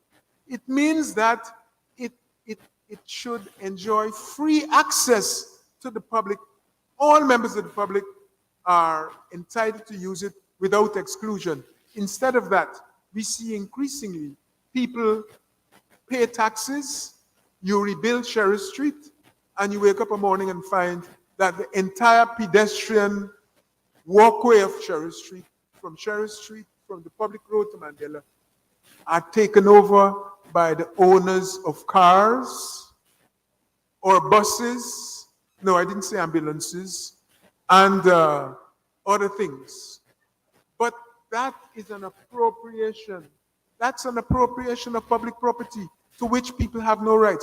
It reflects in part the failure. And let me say, this is what I'm telling you isn't something that I woke up a morning and saw. I do wake up each morning and see it. But the Attorney General himself has made reference to it.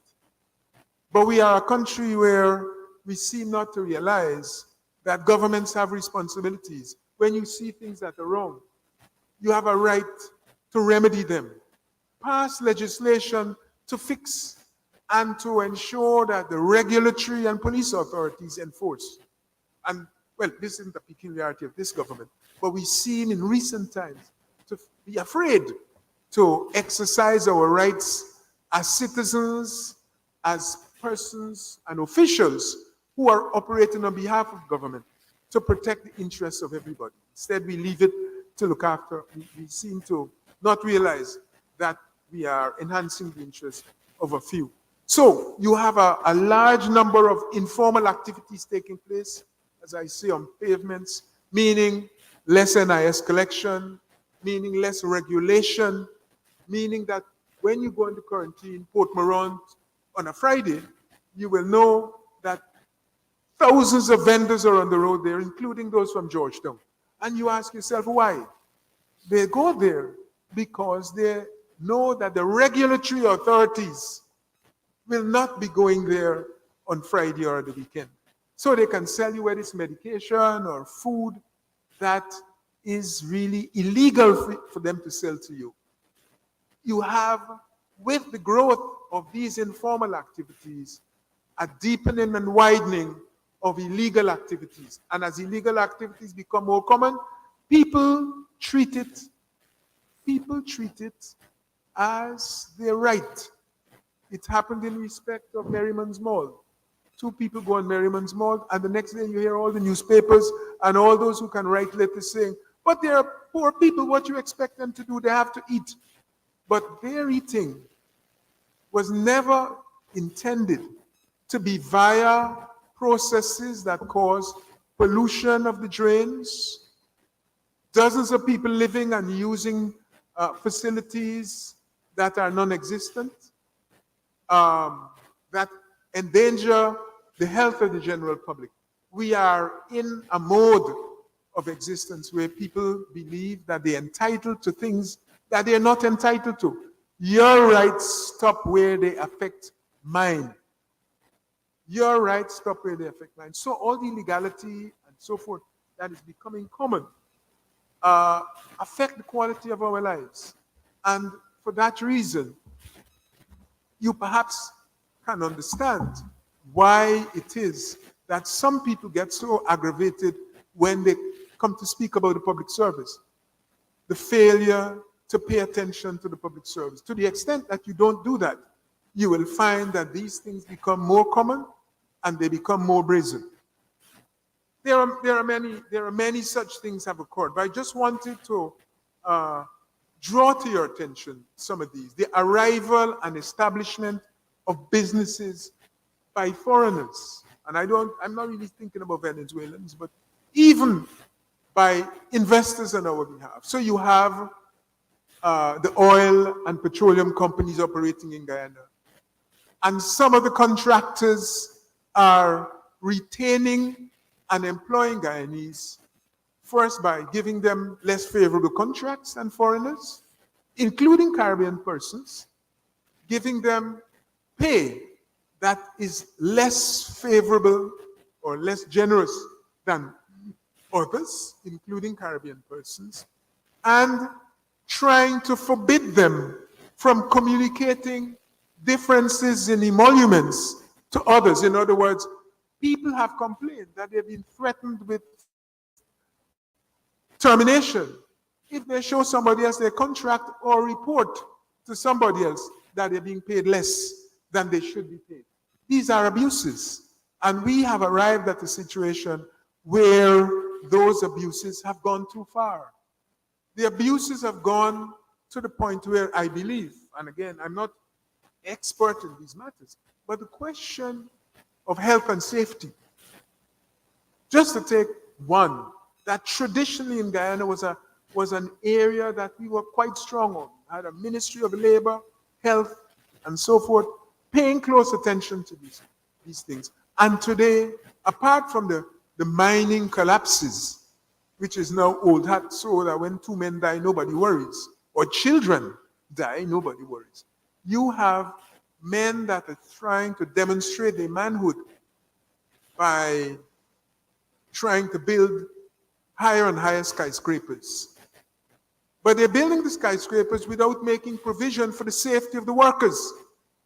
That is what is happening. People have fallen off of those places. Some have died. And this is not, in the 19th century, in the late 19th century, it was those sorts of abuses which had led to the establishment of trade unions in Europe and in Britain in particular, and which inspired Critchlow to set up the first trade union in the British Empire. And here we are, 100 and a few decades later, and we are back. We are back there where people are endangering the rights of workers with impunity, and on top of that, threatening them and bullying them not to report breaches of the law. This is wrong. And I'm telling you all of this. I'm telling you all of this. So that when we hear all about skill shortages, 100,000 people need to be imported to carry out our jobs, we will see them in context. We will see them in a context that talks about or recognizes that it is our duty as citizens, as union members, as the government, to ensure adequate training, whether it is on-the-job training or it's not on-the-job training, adequate training for those who could properly carry out the tasks that we need carried out. We mustn't wake up a morning and hear a minister say, oh yeah, we had handed out a whole set of work permits to foreigners to do what? To drive trucks. Can you believe that? To drive trucks. Now, I'm not saying driving isn't a skill, because I had spent a good deal of my less mature days contending that I was a great driver and that driving is something that you need to learn.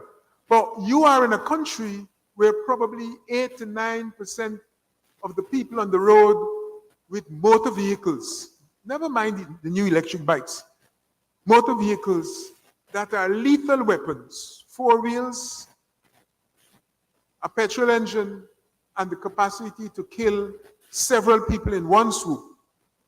We have people that are good at that. They acquire a driving license without ever taking a driving test. And yet we go and recruit foreigners to come and do the same thing. There isn't a shortage of such people. There are a large number of people in Guyana willing to drive trucks and run over other people. And although you may think, well, this is a Georgetown phenomenon, a significant proportion, if not a majority of those road deaths take place in the rural countryside, on the roads outside of Georgetown, where it is West Bank, West Dem, Quarantine, West Coast, Police. Well, East Bank is another story. That is a car park. So I'm surprised that people get killed there because very little moves on it. But the point I'm trying to make to you is that we are faced by these challenges. Often we perhaps see them in isolation rather than seeing them as being related one to the other.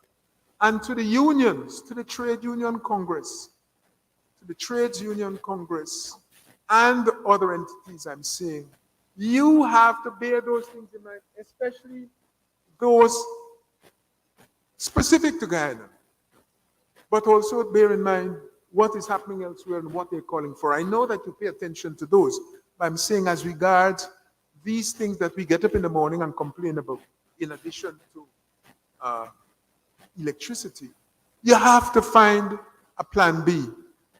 It is not true that you can only, somebody tells me, well, if plan A doesn't work, choose plan A minus or plan A modified. And we tend to do that rather than to go to a plan B. What I'm saying is that many of the things I mentioned in the last 5 or 10 minutes have to do with the rights that early legislation set out to protect and to enforce. I'm saying, I'm not asking you to forget these things other than emoluments and wages and salaries, but look at these other elements.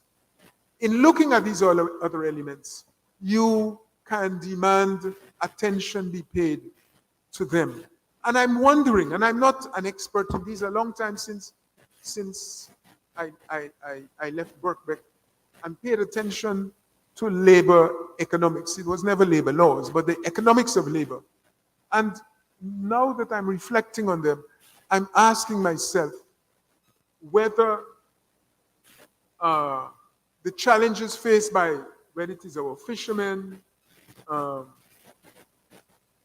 or workers on the building site or workers that have been displaced in the shops on Regent Street. Now you have Indians and Africans working in those shops now. They're being displaced by Venezuelans. And I'm not making that point to complain about Venezuelans, but to say to you that this is a device for the owners to pay them even less than they had been paying the Indians and the Africans in those shops before. And so we have to look at all of that. And I ask then, is it time for us to go back to basics? Do we need to revisit this question of, I think it used to be called the Labor Code Commission. Is anybody old enough to know about Whitney? Was it Whitney Councils? When people selling in, I wouldn't acknowledge that hand because I don't want old to be associated with you. When it was recognized that certain trades, certain jobs needed protection by the regulatory authorities because the individuals that worked in them could not get together to bargain collectively on their own behalf. They set up a special body called the Whitney Council. That was here up to the time when I was at UG, intended for the government to intervene to protect the interests of those workers. Petrol stations, hotels of all types, restaurants, bars. These were the places at that time that commanded such attention. I'm saying to you that life has changed. The problems of Guyana in some ways have become more acute, but the locations and disciplines that carry those threats to the vulnerable have changed. Have we revisited the regulations and legislation? Is it time for us to revisit the labor codes? Is it time for us to revise them to make them more relevant, and perhaps more importantly, to ensure that the sanctions are meaningful. Because when you hear somebody has refused to pay NIS, they've taken the NIS deductions from employees, they don't pay it over, you know it is well nigh impossible for the individual to go to NIS and persuade them of everything, of anything. Persuade them of anything, at least when it comes to them paying out money. Is it appropriate for me to invite the labor movement to revisit this exercise, to work with others within Guyana? And sometimes, we know that employers are not always going to be on the same level as you are. But sometimes you recognize that in pursuit of these goals, you don't have permanent allies. So you get together with employers for certain things or certain categories, and you get together with others for certain categories of claims and move forward in that way. And also to make better use of the skills we have. This is a place where every day I learn I don't know very much about Guyana. I turn up to New Amsterdam, where I was born, only to find your General Secretary poised there amongst well-established New Amsterdammers, claiming to be a relative of these Berbetians. And the point I want to make here is that amongst those Berbetians and amongst others known to Mr. Lewis are outstanding trade unionists from Guyana. When we were in Barbados, I don't want to talk about that. We happened to be there together by coincidence at one point in our lives. He may want to talk about his experiences there, but I want to say to you that we were there. There were other Guyanese there, including George de Pina, who was an outstanding trade unionist of Guyana, outstanding trade unionist of the region, outstanding international trade unionist. I went to a funeral where one of the people that Lincoln claims to be a relative was undoubtedly an outstanding trade unionist. The question is, do we make use of those people, their experience, their talents, their links, the connections they have internationally?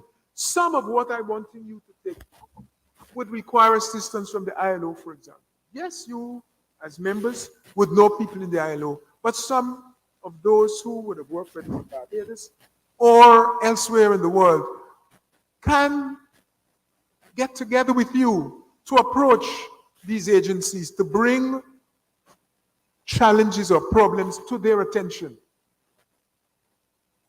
This problem you face, some of which you articulate, is a bit like diplomacy. What I was saying about dealing with Venezuela, it is not about having a minister go and talk to another minister this year and then going back and talking to a different minister in 5 years' time. It has to be a constant process. And that process requires both the leaders and the followers in institutions like the trade union to be doing this constant dialogue, be in their ear all the time, be in there so they can't forget that you have a problem, that you need some money, that you need some technical assistance, that you need some resources. That is what has to happen. Of course, this is a line in politics. Many people get fed up with politicians, believe that politicians talk too much. Well, they do, but that is because people, by and large, are deaf. They don't pay attention when you ask them for things. And so you have to keep asking. And this is what applies here. The unions have to get together. One, well, that side I'm not going to get involved in. You must know that has to be a remedy. But the point is, you have to reach out. You have to help to get others to help you to reach out. And when you are not in situ, they will continue to echo the pleas and the calls that you've been making. I hope I'm making sense to you. There is no silver bullet to any of our problems, whether they are political problems, whether they are problems with Venezuela. They require hard work. They require legwork. They require repetition. They require going back and throwing yourself at the ramparts as they used to do in the old days. Sometimes climbing on each other's backs, climbing in each other's hands. You have to recognize that this is sweat and tears. And yeah, the youth is not, when Critchlow used to go, and this is the last point I'm going to make, because I hear this man vilified and misrepresented quite wrongly by ignoramuses in this community, arguing or contending that Critchlow never tried to mobilize and unionize all the segments of this community. He didn't do anything for the sugar workers. It's untrue.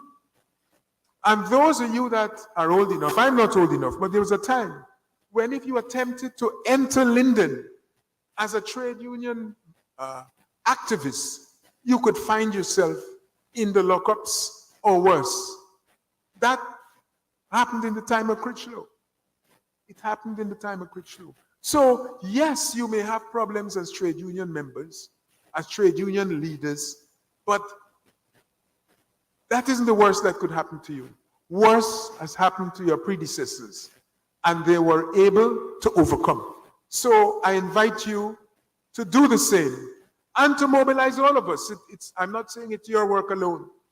We all have a responsibility to work with you and to assist you.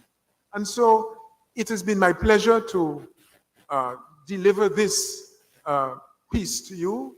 And I do wish that in the remaining sessions that you have, your speaker wouldn't be perhaps quite so long-winded, and that you will find the comments and presentations useful and entertaining, and that you can build on those as we go forward in the years ahead. Because the battle is not going to finish at the end of October or at the end of November. So thanks very much. Gird your loins and move forward.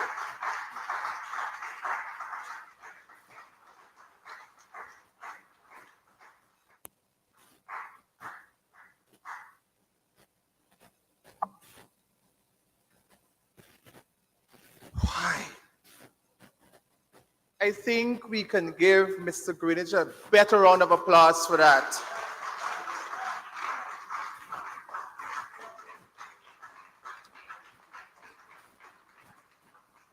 His address has put us, or would have put us in perspective. He would have given us a reminder of the sustainable development goals and what it is that we need to do as unionists, as a trade union, and how we should go forward in confronting all the challenges and issues we would have faced. Thank you very much, sir. A very short man with a very tall perspective. Ladies and gentlemen, I know that you have been sitting a while, but you are given food for thought. You are giving information that is relevant and timely. And so at this point in time, we are going to sit and listen again to the song, Not a Blade of Grass.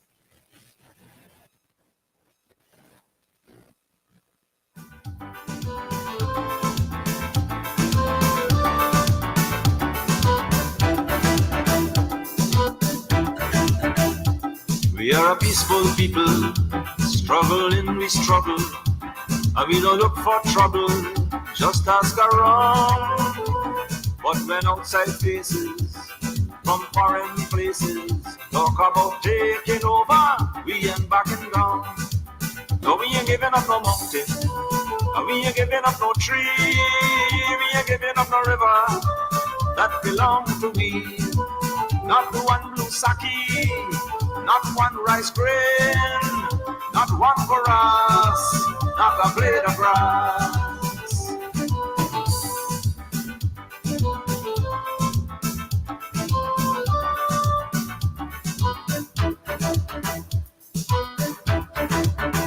This land is our land now. We're gonna make it somehow. We will bend like a bow. but never break. Our fathers came here, and they lived and died here, and we are moving from here. Make no mistake, no, we ain't giving up no mountain, no, we ain't giving up no tree, we ain't giving up no river that belongs to we. Not one blue saki, not one rice grain, not one for us, not a blade of grass.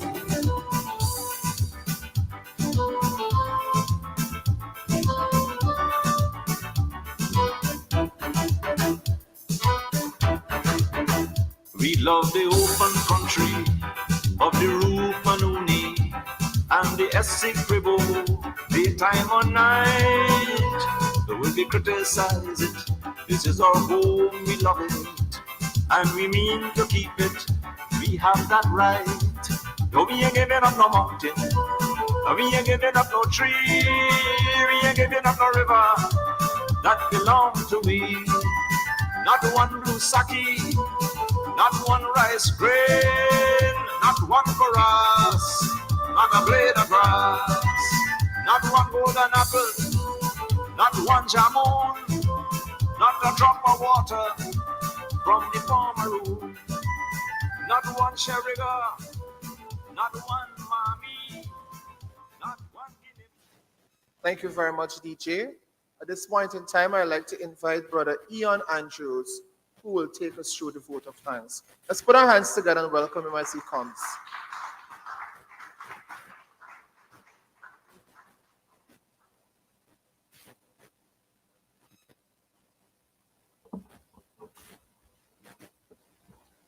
Thank you, Comrade Chairman. Comrades, please allow me to stand on the protocols already established by those before me. My task today is a simple one,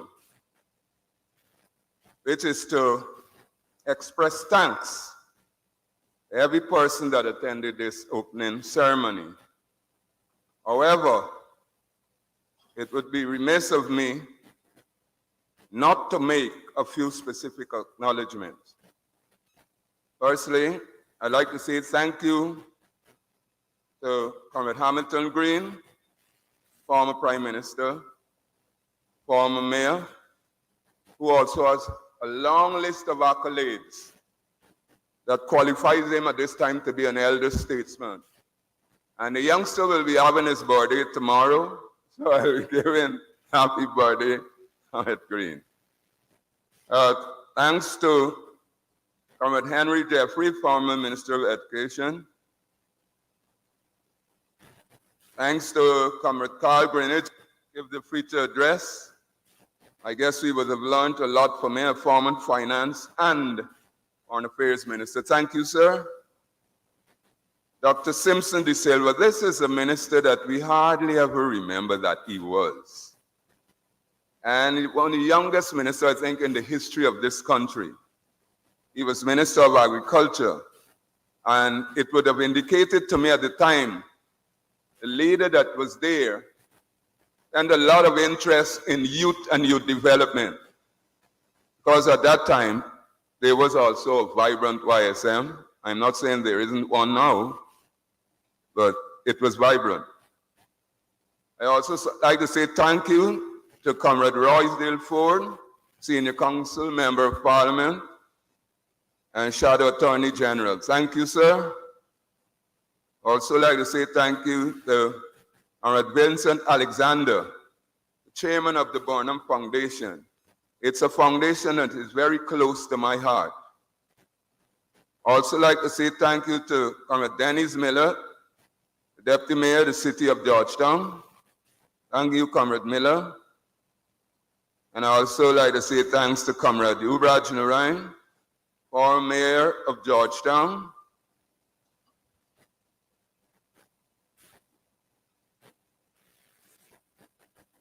Just bear with me a little here. I also like to say thank you to Comrade Daniel Siram, the Regional 4 Chairman, who is, like me, a trooper. Thank you, Daniel.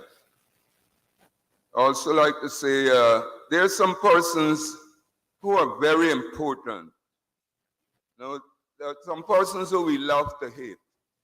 I say that to say whenever the all-important media say nice things about us, we feel good. And when we perceive that they may be saying bad things about us, we get annoyed sometimes, but they have their work to do. But there are some very invisible workers.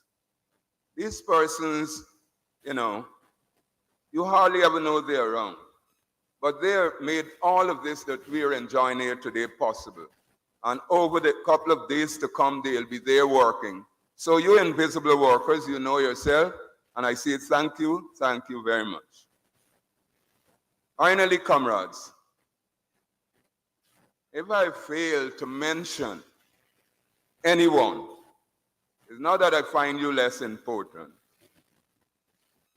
And I say to you, thank you for spending time with us.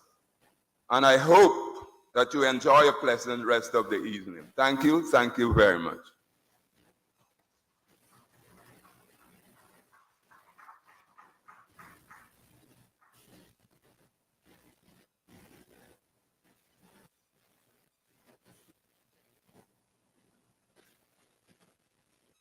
Comrades, when we depart this evening, we shall be resuming at 9 in the morning. Even if I am putting 9:30, I'm putting 9 because I observe when I give you 10, you come 11. So I'm helping you to help yourself. But the General Secretary report will be on this, will be made at 9:30 in the morning. So we need to be before we start. The same thing will happen on Tuesday, on Friday, and after Friday night, we'll have a cocktail reception in honor of in recognition of the 5th Triennial Delegates Conference. All are invited. All delegates and observers will pick up their invitation in the morning. So we expect all of you to be here, and we will work hard. This will be a conference with a difference. We are choosing in this conference technical people to enrich the discussion, like what started here tonight. Carl, you have done it again. I don't believe you're standing on anyone's shoulder or you form on the ground. Thank you. Mr. Chairman. Thank you very much, Brother Andrews and Brother Lewis, for giving the vote of thanks and those remarks respectively. Ladies and gentlemen, we are almost to the end of our program. I'd like to invite you to stand as we sing the International, after which we'll have the closure.